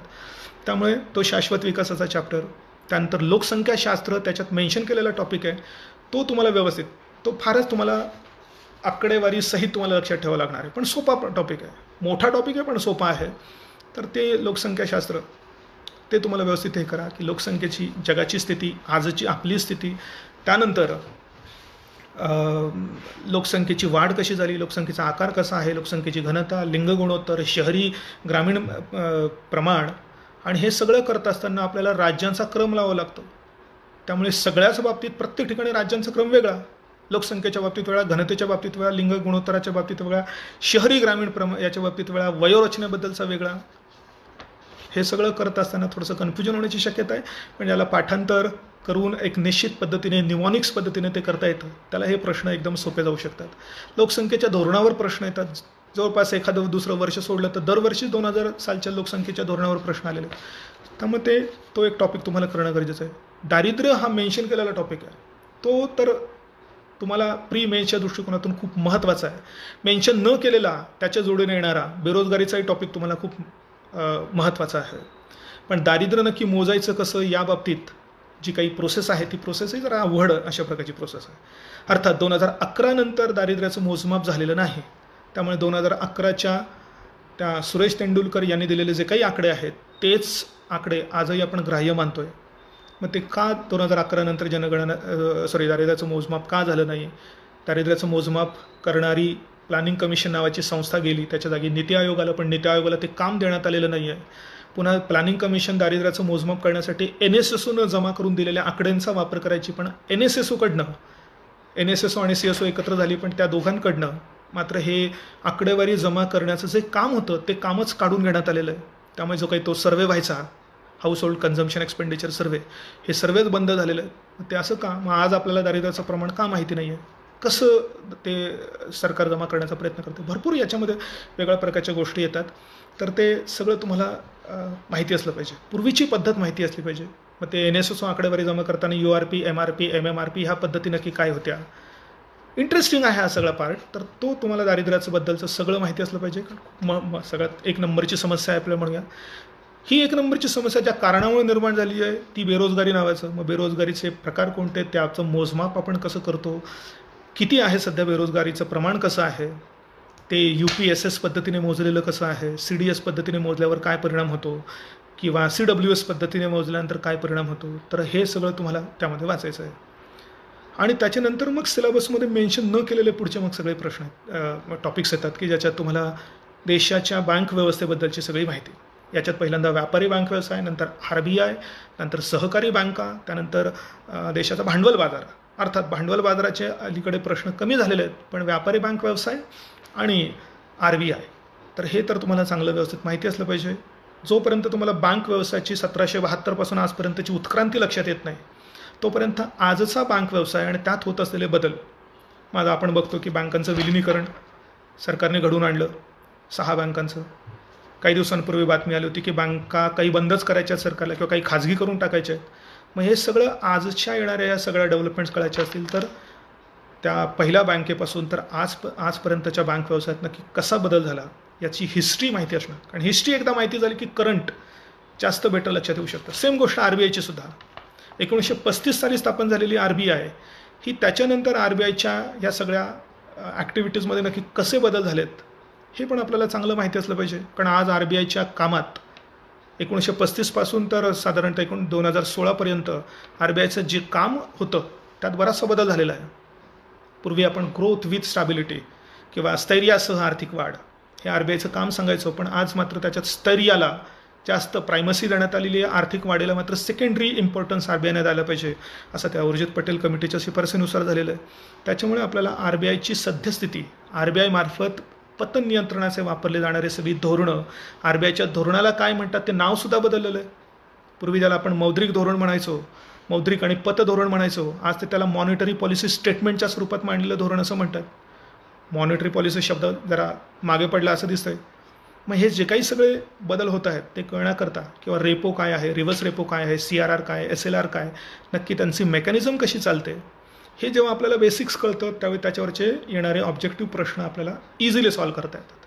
काही प्रश्न असेच असतात, मी नेहमी तुम्हाला बऱ्याच जणांनी ऐकलं असेल की नेहमी मी असं म्हणतो की जर 100 प्रश्न तुम्हाला सॉल्व्ह करायचे असतील तर त्यातले 50 ते 60 प्रश्न असे असले पाहिजे तुमचे की त्यांचं उत्तर तुम्हाला बघितलं आलं पाहिजे. जेव्हा असं तुम्ही करू शकता आणि बाकीच्या प्रश्नासाठी गेसवर्क करू शकता तेव्हा मात्र तुम्हाला, आणि हे जर तुम्हाला लगेच बघितलं उत्तर यायचे असेल तर तुम्हाला कॉन्सेप्च्युअली किंवा त्या सगळ्या सिक्वेन्शियली त्या गोष्टी सगळ्या व्यवस्थित लक्षात असणं गरजेचं आहे असं दिसेल. हा बँकिंग रिलेटेड बराचसा पोर्शन संपला की तुम्हाला आपल्या देशाचं परकीय व्यापारशी रिलेटेड बऱ्याचशा गोष्टी करायच्या आहेत. परकीय व्यापाराचे जास्तीत जास्त प्रश्न अर्थातच त्या 3 छोट्या टॉपिक्सवर आणि फॅक्च्युअल टॉपिक्सवरच जास्त येतात. परकीय व्यापाराचं आकारमान, परकीय व्यापाराची संरचना, परकीय व्यापाराची दिशा, सेवांच्या बाबतीत ती काय कंडिशन आहे याच्यावर जास्तीत जास्त प्रश्न येतात. पुढच्या गोष्टींवर तुलनेनं कमी येतात, पण पुढच्या गोष्टींमधला एक महत्त्वाचा आपलं balance of payment, balance of trade आणि बॅलन्स ऑफ पेमेंट्स याच्यावरचे प्रश्न, आणि FDI, FII यांच्यातला डिफरन्स, FDIमध्ये सध्या कुणाचा क्रमांक आहे, FDI म्हणजे नक्की काय, how would you are going to differentiate between FDI आणि FII, या बऱ्याचशा गोष्टी आहेत. या कॉन्सेप्च्युअली तुम्हाला कळल्या पाहिजे. नंतर अजून एक खूप मोठा टॉपिक आहे तो बजेट रिलेटेड, सार्वजनिक वित्ताचा. हा बजेट रिलेटेड असलेला टॉपिक तुम्हाला मेन्सच्या दृष्टीने जास्त महत्त्वाचा आहे, पण प्रिलिमलाही त्याचे वरवरचे प्रश्न असतातच मात्र. पण जोपर्यंत बजेट कसं तयार केलं जातं, ते मांडताना, संसदेत मांडताना कुठले टप्पे केले जातात, संसदेमध्ये बजेटला अप्रूव्ह करताना नक्की काय प्रोसेस असते, बजेटचं स्ट्रक्चर कसं असतं, महसुली कसं, भांडवली कसं, हे जोपर्यंत लक्षात येत नाही तोपर्यंत त्याच्या पुढच्या गोष्टी लक्षात येत नाही. म्हणजे बजेटचा अभ्यास करताना एका निश्चित पद्धतीने, निश्चित क्रमानेच करावं लागतं. पहिल्यांदा तर बजेट म्हणजे काय, बजेट मांडताना आणि अप्रूव्ह करताना जी काही प्रोसेस संसदेमध्ये होते ती प्रोसेस माहिती झाली पाहिजे. मग नंतर बजेटचं स्ट्रक्चर कळलं तरच वेगवेगळ्या प्रकारच्या तुटी आपल्याला कळतात. तुटी कळल्या तरच मग पुढच्या तुटींवर नियंत्रण करण्यासाठीचे सगळे जे काही उपाय असतात ते उपाय तुम्हाला जास्तीत जास्त कळतील. आणि बजेटच्या स्ट्रक्चरचा महत्त्वाचा भाग असतो टॅक्सेस म्हणून कर संरचना. तर ती कर संरचना तुम्हाला जास्त बेटर कळेल. मग त्याच्यातही तुम्हाला प्रत्यक्ष कर, अप्रत्यक्ष कर म्हणजे काय, प्रमाणशीर कर म्हणजे काय, किंवा ॲड व्हॅलोरम म्हणजे काय, ती स्पेसिफिक ड्युटी म्हणजे काय, पुन्हा आज कर सुधारणा ज्या झालेल्या आहेत त्या सगळ्या कर सुधारणा, GST त्याच्यामध्ये आलेला आहे, इन्कम टॅक्स काय आहे, ह्या सगळ्या गोष्टी झाल्यानंतर मग करांचं वितरण केंद्र राज्यांमध्ये कसं होतं, ते कसं होतं हे समजणं फार अवघड गोष्ट आहे. कारण आताही कंटिन्युअसली काही चेंजेस होत असतात. आणि ते करांचं वितरण केंद्र राज्यांमध्ये, म्हणजे कोणती कर केंद्र आकारतं, कोणते राज्य आकारतं, कोणतं केंद्र आकारतं पण पैसे राज्यांना देऊन टाकतं, हा जो काही सगळं काय म्हणता येईल तर त्याच्यातलं जे काही सगळं स्ट्रक्चर आहे ते बेसिकली कळालं तरच पुढचं ते फायनान्स कमिशन नावाची गोष्ट तुम्हाला कळू शकते की नक्की काय काम करतं फायनान्स कमिशन. मग ते 15वा वित्त आयोग, तर 15व्या वित्त आयोगाने दिलेल्या शिफारसी त्या अजून पूर्णपणे शासनाने संसदेत टेबल केलं नाही, पण त्यातल्या ज्या काही छोट्या काही गोष्टी आलेल्या आहेत तर त्या गोष्टी आपल्याला व्यवस्थित कळू शकतील. टॅक्स डिव्होल्युशन, टॅक्स फेडरलिझम किंवा फिस्कल फेडरलिझम ह्या महत्त्वाच्या गोष्टी त्याच्या आधारावर आपल्याला कळू शकतील.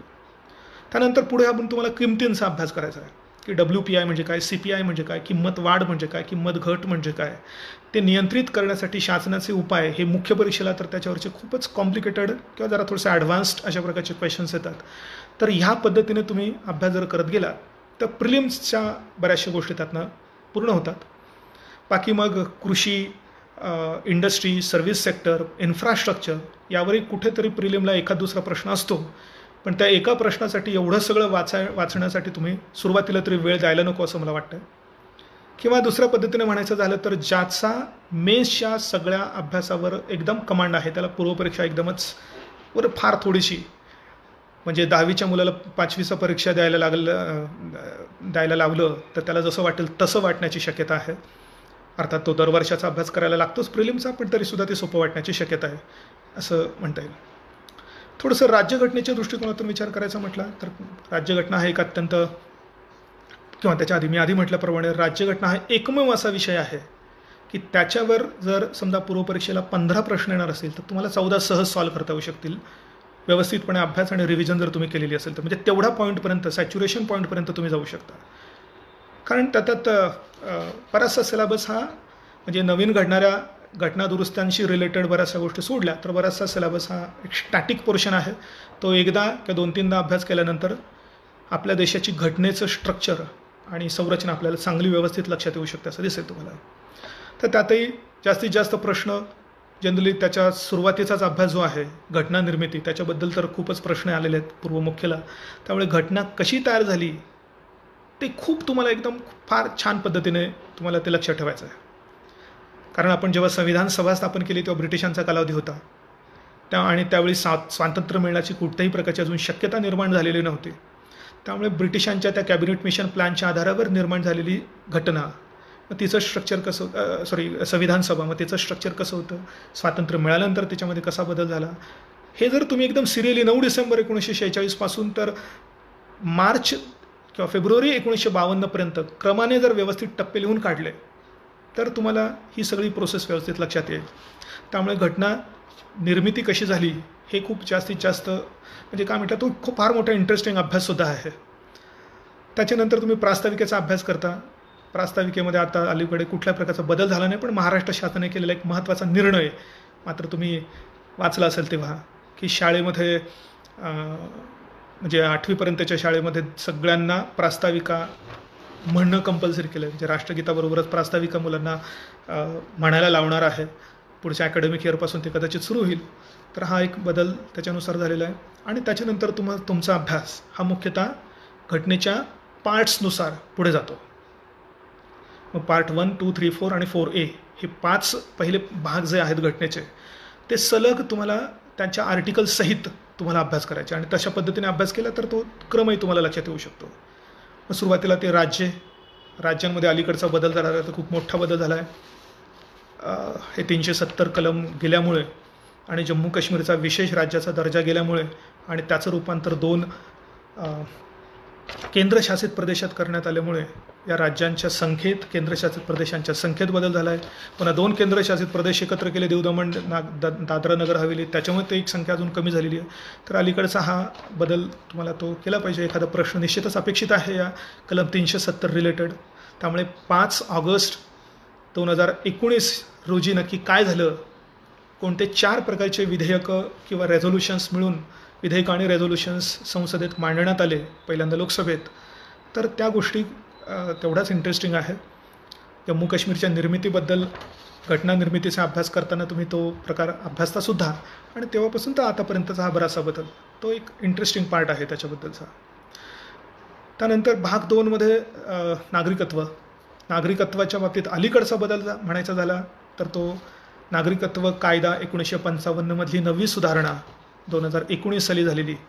तर त्याच्यामुळे जो काही वादळ सगळं निर्माण झालं ते पेपरमध्ये तुम्ही भरपूर वाचलेलं आहे. पण नक्की तो CAA म्हणजे सिटिझनशिप अमेंडमेंट ॲक्ट 2019 नक्की त्याच्यामध्ये काय बदल करण्यात आलेला आहे अजून तो गेलेला नाही. कारण सर्वोच्च न्यायालयाने सुद्धा त्याच्याबद्दलच्या बऱ्याचशा याचिका फेटाळलेल्या आहेत. त्याच्यामुळे तो बदल असण्याची शक्यता आहे.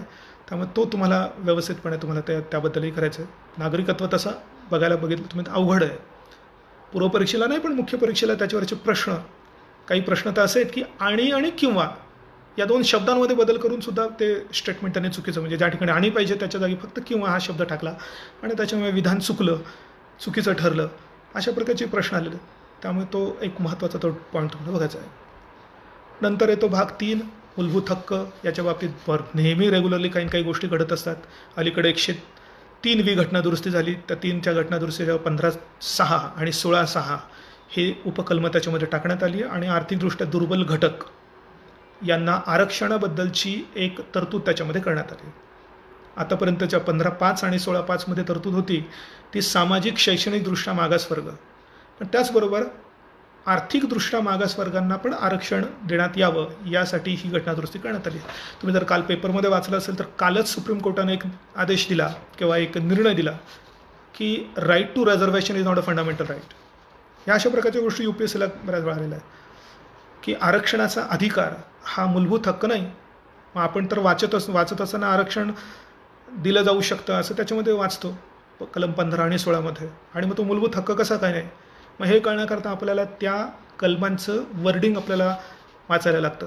हे वर्डिंगमध्ये तुम्हाला दिसेल की the state may reserve the seats. मग इथे मे या शब्दाच्या आधारावरच आपल्या लक्षात येईल की जर राज्यसंस्थेला करायचं असेल तर ते करतील.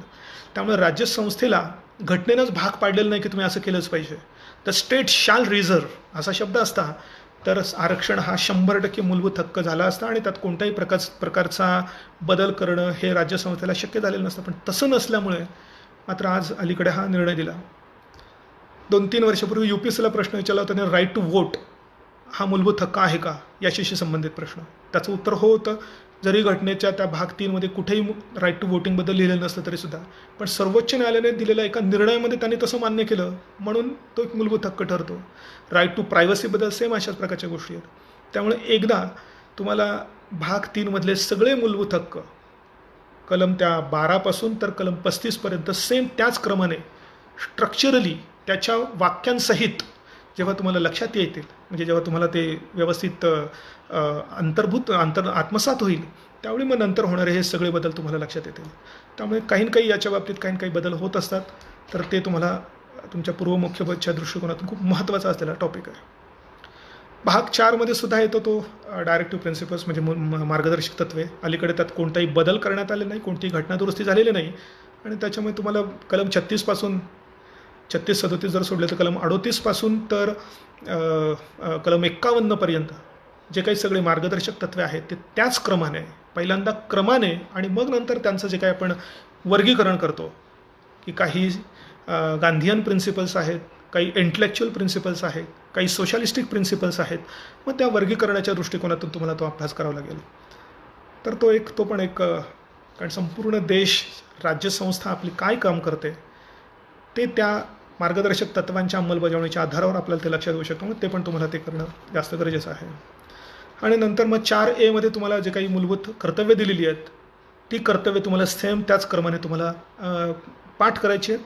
क्रमाने लावा किंवा कोणता मूलभूत कर्तव्य आहे किंवा नाही आहे या प्रकारचे प्रश्न येतात.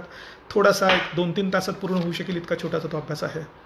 पण पुढचा जो भाग 5 आणि भाग 6 आहे तो मात्र तुम्हाला सिरियली अभ्यास करता येत नाही. तिथे मात्र तुमचं स्ट्रक्चर चेंज होतं आणि त्याच्यानंतर मग तुम्हाला अभ्यास कसा केला पाहिजे हे कळण्याकरता संपूर्ण देशाचं राजकीय स्ट्रक्चर, कार्यकारी, कायदेविषयक आणि न्यायव्यवस्था या दृष्टिकोनातून ते झाल्यानंतर मात्र तुम्हाला भाग 5 आणि भाग 6, ज्याचा भाग 5 आणि भाग 6 या 2 भागांवर कमांड आहे, त्याला बहुतेक सगळे पूर्व आणि मुख्य परीक्षेचे प्रश्न सॉल्व्ह करता येतात.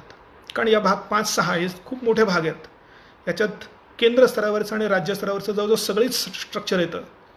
कार्यकारी मंडळ येतं, सगळं कायदे मंडळ येतं, न्यायव्यवस्था पण येते. आणि त्याच्यामुळे ज्या कोणाचा पहिल्या भागापासून तर आपण म्हणू की साधारणतः ह्या 6व्या भागापर्यंत कमांड आहे, त्याची जवळजवळ 70 म्हणूया की 70-80% राज्यघटनेचा अभ्यास बराचसा त्याच्यामध्ये येऊन जातो. पुढे मोठा अभ्यास करायचा असतो तो फक्त त्या पंचायत राज व्यवस्थेचा. बाकी मग छोटे भाग आहेत.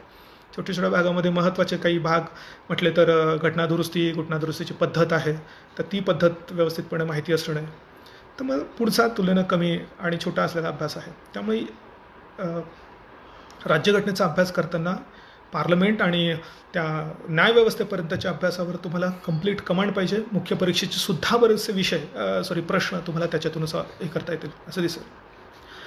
तर हे सगळं करत असताना मी आधी म्हटल्याप्रमाणे तुम्हाला नोट्स तयार करायच्या आहेत आणि त्या नोट्समध्ये सुटसुटीत पद्धतीने तुम्हाला ते करून घ्यायचं आहे. इतर बरेचसे विषय आहेत, त्या इतर विषयांबद्दल पण आपण चर्चा करूया.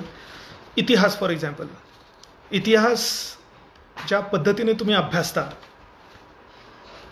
मला, किंवा दुसऱ्या पद्धतीने म्हणूया की इतिहास म्हणून वाचणे आणि MPSCच्या परीक्षेसाठी इतिहास वाचणे याचा फरक आहे. इतिहास म्हणून जर वाचायचं म्हटलं तर 1 वर्षसुद्धा अपुरा आहे. इतका मोठा आहे आपला देशाचा इतिहास. देश मोठा, त्या पुन्हा 4-4.5-5 हजार वर्षाचा इतिहास, इतक्या प्रचंड विविधतेनं असलेला हा इतिहास, त्याच्यामुळे खूप मोठा इतिहास त्याच्यामध्ये आहे. पण तोच मात्र तुम्हाला स्पर्धा परीक्षेसाठी जर वाचायचा असेल तर मात्र तुम्हाला त्याच्यात बऱ्याचशा रिस्ट्रिक्शन्स आणाव्या लागतील. बरेच जण काय करतात, 1857 पासून इतिहास वाचायला सुरुवात करतात. म्हणजे सुरुवातीला घेतातच मुळात 1857चा उठाव आणि तिथून पुढे इतिहास. तर आधुनिक भारताचा इतिहास वाचण्याच्या आधी थोडी का होईना तुम्हाला अंदाज आलेला असला पाहिजे, तो म्हणजे प्राचीन आणि मध्ययुगीन भारताचा. त्याचं सगळं डिटेल वाचण्याच्या ऐवजी तुम्ही त्या शाळेच्या पुस्तकांमधनं जरी तेवढा पोर्शन जर वाचून घेतला तर सगळ्यात आधी तुम्हाला इतिहासाचा घटनाक्रम लक्षात येईल. एकदा घटनाक्रम तुमच्या डोक्यात बसला की मग तुम्हाला इतिहासाच्या असंख्य फॅक्ट्स तुम्हाला बरोबर त्याच्यामध्ये हे करता येऊ शकतील. एक सेंट्रल थ्रेड आहे या सगळ्या अभ्यासामध्ये. इवन आधुनिक भारताच्या इतिहासामध्ये सुद्धा तुम्हाला एक मध्यवर्ती धागा दिसेल. तो एकदा धागा तुम्ही पकडला की त्या धाग्याला असलेल्या बाकीच्या ज्या सगळे ब्रँचेस असतील त्या ब्रँचेस तुम्हाला हे करता येतील. तोच मध्यवर्ती धागा म्हणजेच 1885 पासून स्थापन झालेल्या काँग्रेसची जी काही चळवळ आहे ती स्वातंत्र्याची, तर ती चळवळ पहिल्यांदा आपल्याला क्रमाने कळली पाहिजे 85 पासून तर 1947 पर्यंत. आणि ते कळलं की मग त्या धाग्याला असलेल्या ब्रँचेस तुम्हाला अभ्यासता येतील. कुठल्याही प्रकारचं कन्फ्युजन, फ्रस्ट्रेशन न होता. कारण इतिहासाचा अभ्यास करताना बहुतेक जणांची कंप्लेंट असते की लक्षात राहत नाही, त्या सनावळ्या पाठ होत नाहीत. तर कुणाच्याच पाठ होते नाहीतर नाही, सुरुवातीला त्याची फारसं चिंता करू नका. कारण जोपर्यंत तुम्हाला क्रम लक्षात राहणार नाही तोपर्यंत त्या सनावळ्या ते वर्ष वगैरे लक्षात राहणार नाही. आणि वर्ष सगळे लक्षात राहिलेच पाहिजे अशी पण लगेचच इमिजिएटली तशी गरज नसते. पण क्रम मात्र पहिल्यांदा माहिती असला पाहिजे असतो. एकदा क्रम लक्षात आला की बऱ्याचशा गोष्टी तुम्हाला त्या लक्षात येऊ शकतील. नाहीतर मग प्रत्येक घटना ही 1900 सालातच आपण मोजत असतो.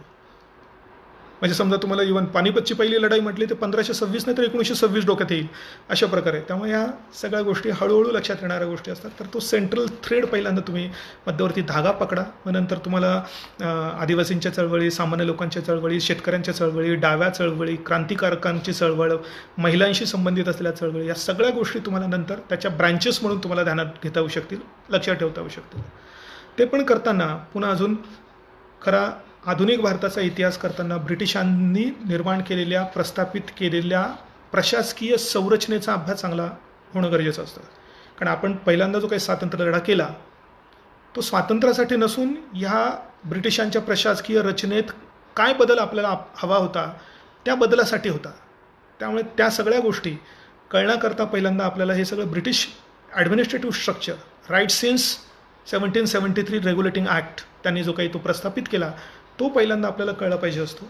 व्हॉइसरायबद्दलच्या सगळ्या गोष्टीच माहिती असल्या पाहिजे अशा गोष्टी नसतात, पण मेजर गोष्टी तुम्हाला पाहिजे असतात. त्यामुळे इतिहास अभ्यास करणं हे सुद्धा एका विशिष्ट क्रमबद्ध पद्धतीने करायचा अभ्यास आहे. सेम गोष्ट काही प्रमाणात आपल्याला भूगोलाचंही म्हणता येऊ शकेल. आपल्याला 3 प्रकारचा भूगोल 3 दृष्टिकोनातून म्हणजे जवळजवळ 9 प्रकारचा भूगोल वाचायचा आहे.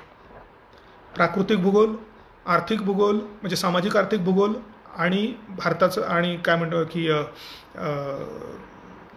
प्राकृतिक भूगोल, सामाजिक भूगोल आणि आर्थिक भूगोल.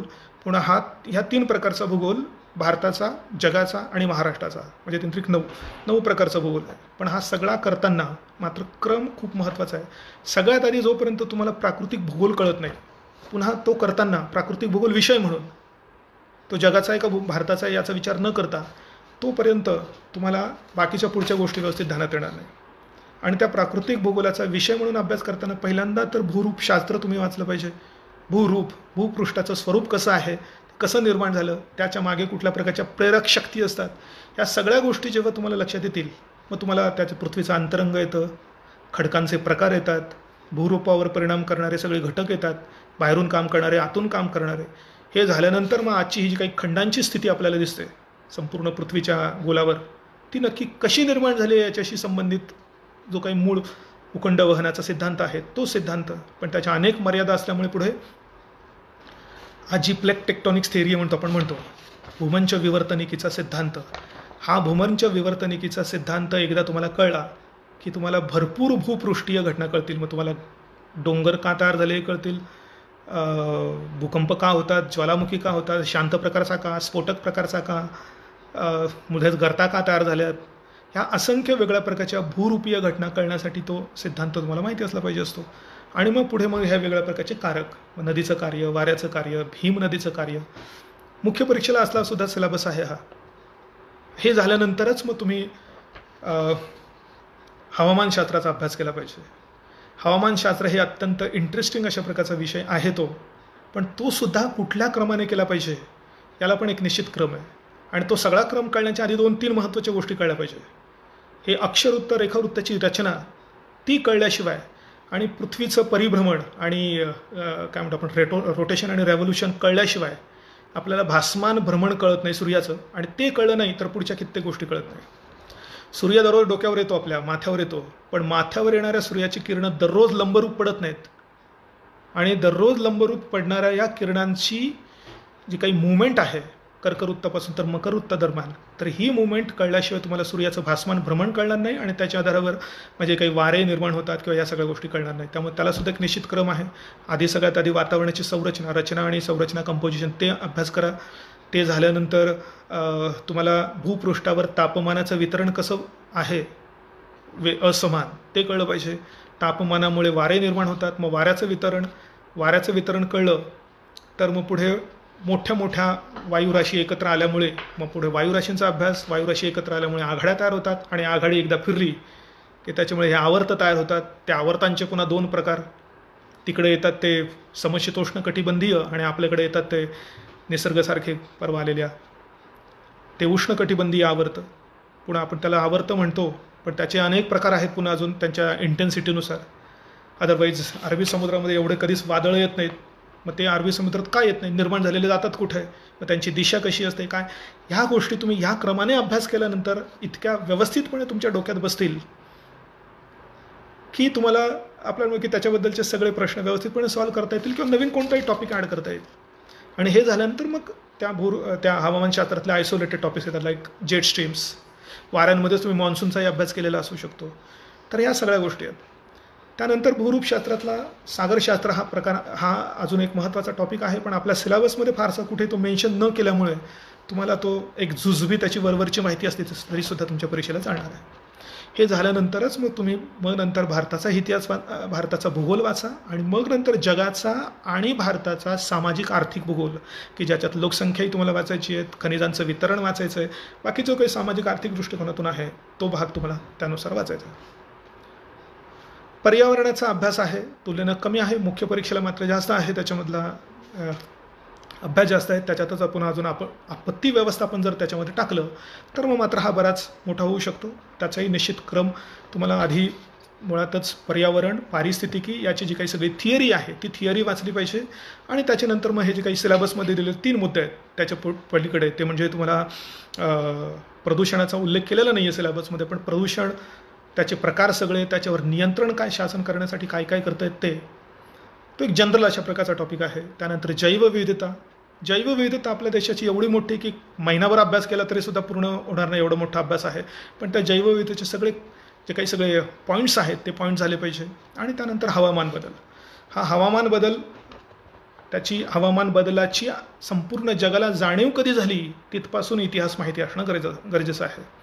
त्या जाणीवेपासून 1772च्या त्या जाणीवेपासून, स्टॉकहोम परिषदेपासून तर आज सध्या किंवा 2020 20च्या एंडपासून लागू होणारा जो काही पॅरिस करार होणार होता, ज्याचा आज तर काही शक्यता दिसत नाही आहे, तर त्या पॅरिस करारापर्यंत हा जो काही क्रम आहे एकदा तो जर तुम्हाला व्यवस्थित कळला तर मग तुम्हाला हवामान बदल आणि त्याच्याशी संबंधित सगळे राष्ट्रीय, आंतरराष्ट्रीय सगळे प्रयत्न तुम्हाला व्यवस्थित लक्षात येतील.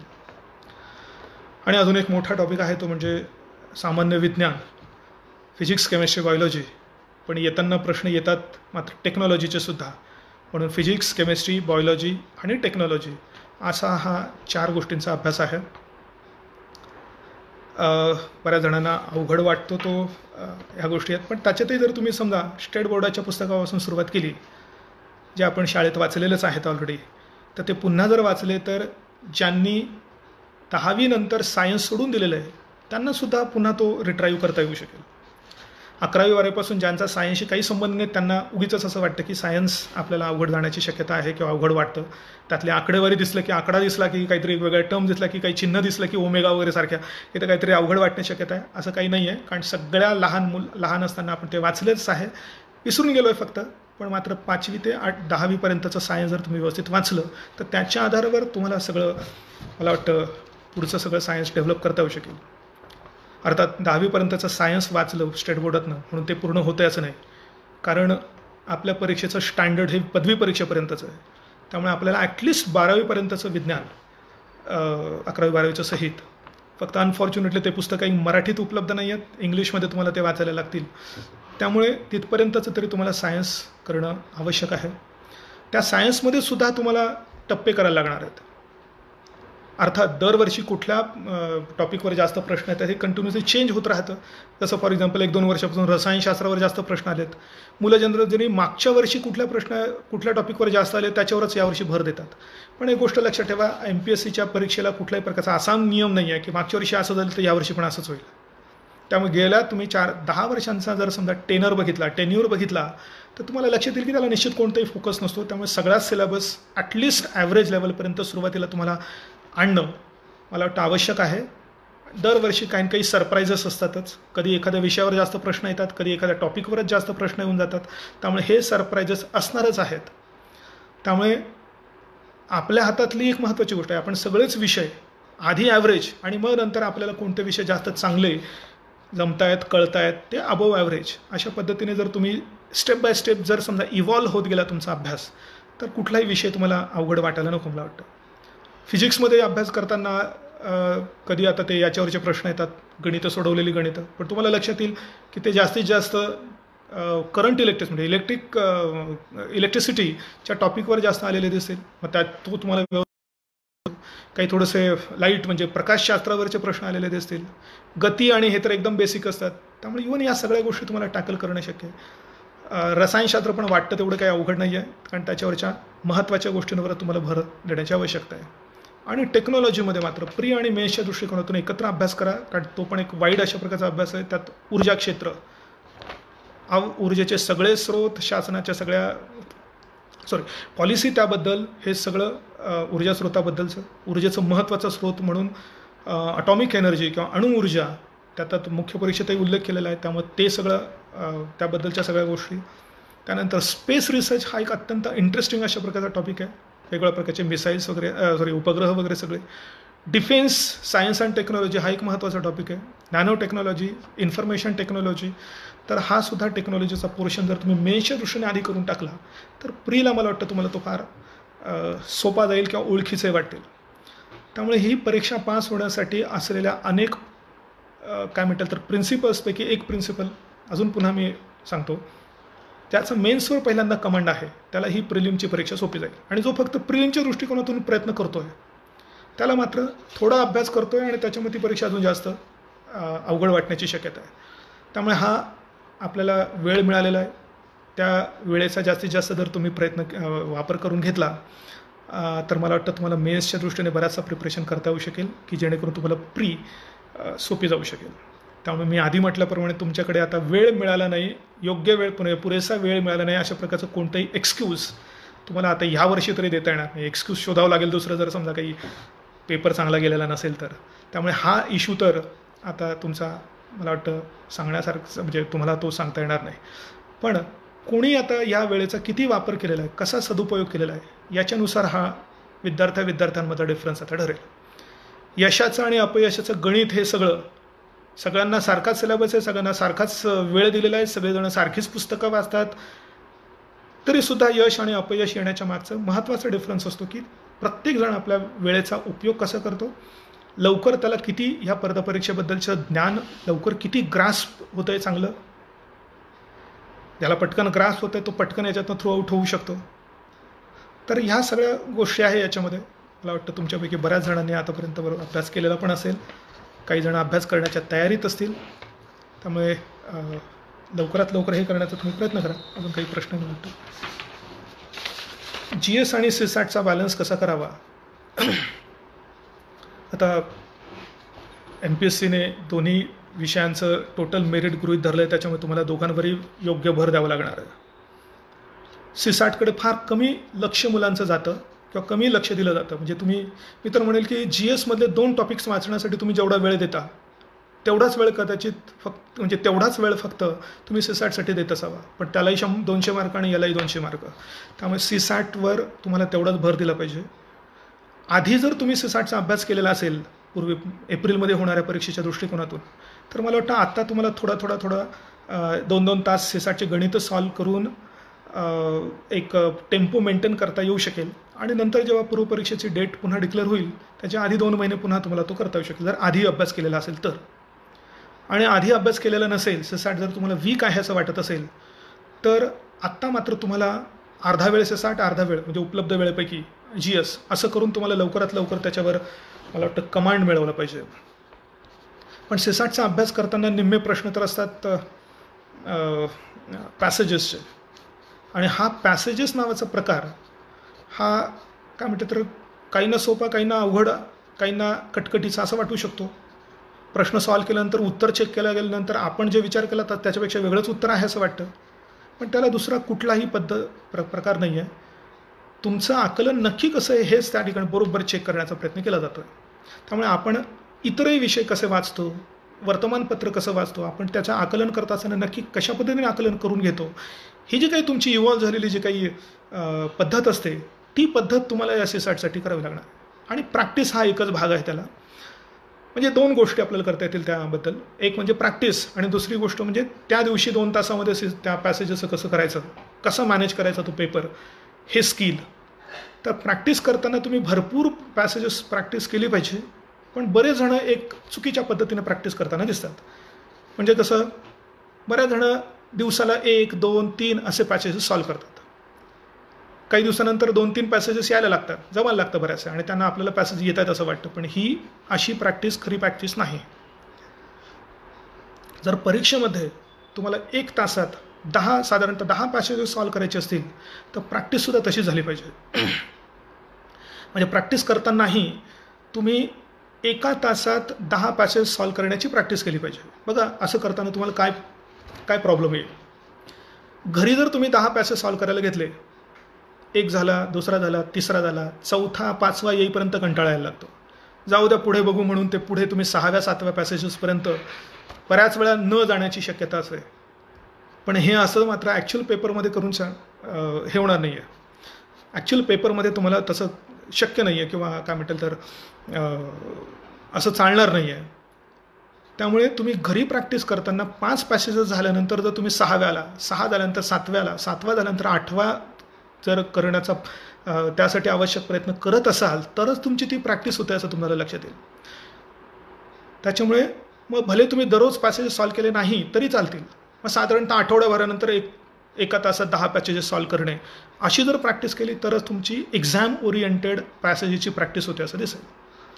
आणि ॲक्च्युली पेपरमध्ये CSATचा पेपर सॉल्व करताना पॅसेजेसचं सिलेक्शन ही याचं जे स्किल आहे ते स्किल सगळ्यात महत्त्वाचं स्किल तुमचं येईल. काही पॅसेज मोठे असतात, काही छोटे असतात. काही मोठ्या पॅसेजेसवर संख्या कमी असते प्रश्नांची. काही पॅसेज वाचल्या पहिल्या पॅराग्राफमध्येच कळतं की हे काय आपल्याला जमण्यासारखं नाही आहे. काही फिलॉसॉफिकल असतात, काही जीवनाबद्दल असतात. जीवनाची फिलॉसॉफी आजपर्यंत आपल्याला माहिती पण नसते, कधी विचारही केलेला नसतो, आणि त्याच्यावर गहन विचार करणारा पॅसेज आपल्या समोर ठेवलेला असतो. मग आता त्याच्यावर वेळ घालवायचा का? त्यामुळे पॅसेजेसचं सिलेक्शन हा खूप मोठा काय म्हणतात तर एक आर्ट अशा प्रकारचे आहे असं आपल्याला म्हणता येईल. साधा रूल तुम्हाला त्याबद्दल लावता येऊ शकेल की पॅसेजचा पहिला पॅराग्राफ किंवा पहिले काही लाईन्स वाचल्यानंतर 5 सेकंदात ठरलं पाहिजे की आत्ताच ह्या पॅसेजवर वेळ घालवणं गरजेचं आहे का सगळ्यात शेवटी आपल्याला तो ठेवला पाहिजे, किंवा नंतरच्या सेकंड राऊंडसाठी ठेवला पाहिजे. कारण नाहीतर बऱ्याच वेळा असं होतं की आपण एक पॅसेज सॉल्व करण्याचा प्रयत्न करतो आणि वेळ आपल्याला पुरत नाहीत, 2 पॅसेजेस राहून जातात, आणि राहून गेलेले 2 पॅसेज सोपे होते असं नंतर पेपर संपल्यानंतर कळतं. तर जर पॅसेज राहून जाणार असेल तर तो असाच राहिला पाहिजे जो तुम्हाला मुळातच येत नव्हता आणि ज्याच्यावर वेळ घालवला असता तर नुसताच वेळ गेला असता आणि काही आलं नसतं. असेच पॅसेज राहिले तर हरकत नाही. 1-2 पॅसेज जनरली कोणाचे राहून जातात, न राहिलेले जास्तीत जास्त योग्य, पण राहिलेला असेल तर तो न येणारा पॅसेज राहिला. तर हे जे काही स्किल आहे तुम्हाला क्वेश्चन पेपर सॉल्व करणं किंवा जेव्हा तुम्ही पॅसेजेस सॉल्व करता त्यावेळी बरोबर तुम्हाला हे हे काय म्हणतात तर एक टेक्निक तुम्हाला त्याचं प्राप्त करता येऊ शकेल असं मला वाटतं. तर या दृष्टिकोनातून दोन्ही गोष्टी तुम्हाला करायच्या आहेत. आवश्यक तेवढा स्कोअर बिल्टअप व्हायचा असेल तर तुम्हाला व्यवस्थित ज्याला आपण हे म्हणतो इंटेलेक्च्युअल म्हणजे इंटेलिजंट गेसवर्क म्हणतो, तर ते गेसवर्कही तुम्हाला करण्याची आवश्यकता असते. म्हणजे अभ्यास करणं हा जेवढा महत्त्वाचा भाग आहे तेवढा त्या 2 तासामध्ये पेपर सॉल्व करताना तो कसा सॉल्व केला पाहिजे हे तितकंच महत्त्वाचं आहे. आणि बऱ्याच वेळा आपलं त्याच्याकडे दुर्लक्ष होतं. आपण टेस्ट सिरीज देतो, पण टेस्ट सिरीज दिल्यानंतर ॲनालिसिस करत नाही. आपण फक्त स्कोअर मोजतो की मला इतके 70 मार्क पडले, 50 काय मार्क पडले ते करतो. पण कोणते प्रश्न चुकले, कुठल्या टॉपिकवरचे प्रश्न चुकले, कशावर आपल्याला जास्त भर दिला पाहिजे, तर त्याच्याकडे आपलं दुर्लक्ष होतं. आणि आपण फक्त एक टेस्ट झाली की दुसरी झाली की तिसरी देत राहतो. त्याचा विशेष इफेक्टिव्ह असं होत नाही. असं ॲनालिसिस करणार असेल तर 5-7 टेस्टसुद्धा तुमच्या पुरेशा ठरवू शकतात आणि आवश्यक स्किल तुमचे मला वाटतं त्याच्यातनं जनरेट होऊ शकतात. तर अशा भरपूर या गोष्टी आहेत. आपण लवकरात लवकर ही कामना करूया की हे सगळं कोरोनाचं हे जे काही संकट आहे ते लवकरात लवकर नष्ट होईल आणि लवकरात लवकर सगळं जीवन सुरळीत होईल. आपल्याला एकमेकांना कॉन्टॅक्ट करता येऊ शकेल. तुम्हाला सगळ्यांना बऱ्याच जणांचं म्हणणं आहे की आमचं घरी अभ्यास होत नाही आणि आम्हाला आता पुण्यात यायचं आहे, तर ते सुद्धा शक्य होईल याची आपण एक ईश्वरचरणी प्रार्थना करूया. आवश्यक तेव्हा अशा पद्धतीने मला वाटतं इतक्या वेळेमध्ये बऱ्याच वेळा हे करायचं अशा पद्धतीचं लेक्चर, पण ते काही विविध तांत्रिक कारणामुळे काही जमलं नाही. तर अशा पद्धतीने करण्याचा आपण रेग्युलरली प्रयत्न करूया. तुमचे भरपूर प्रश्न आहेत, पण मला वाटतं ते काही सगळे नाही हे झालेत. अजून असतील तर तुम्ही कुठल्याही माध्यमातून ते प्रश्न कळवा, मी तुम्हाला त्याची उत्तरं निश्चित देईन. So thank you. Thanks a lot and best of luck.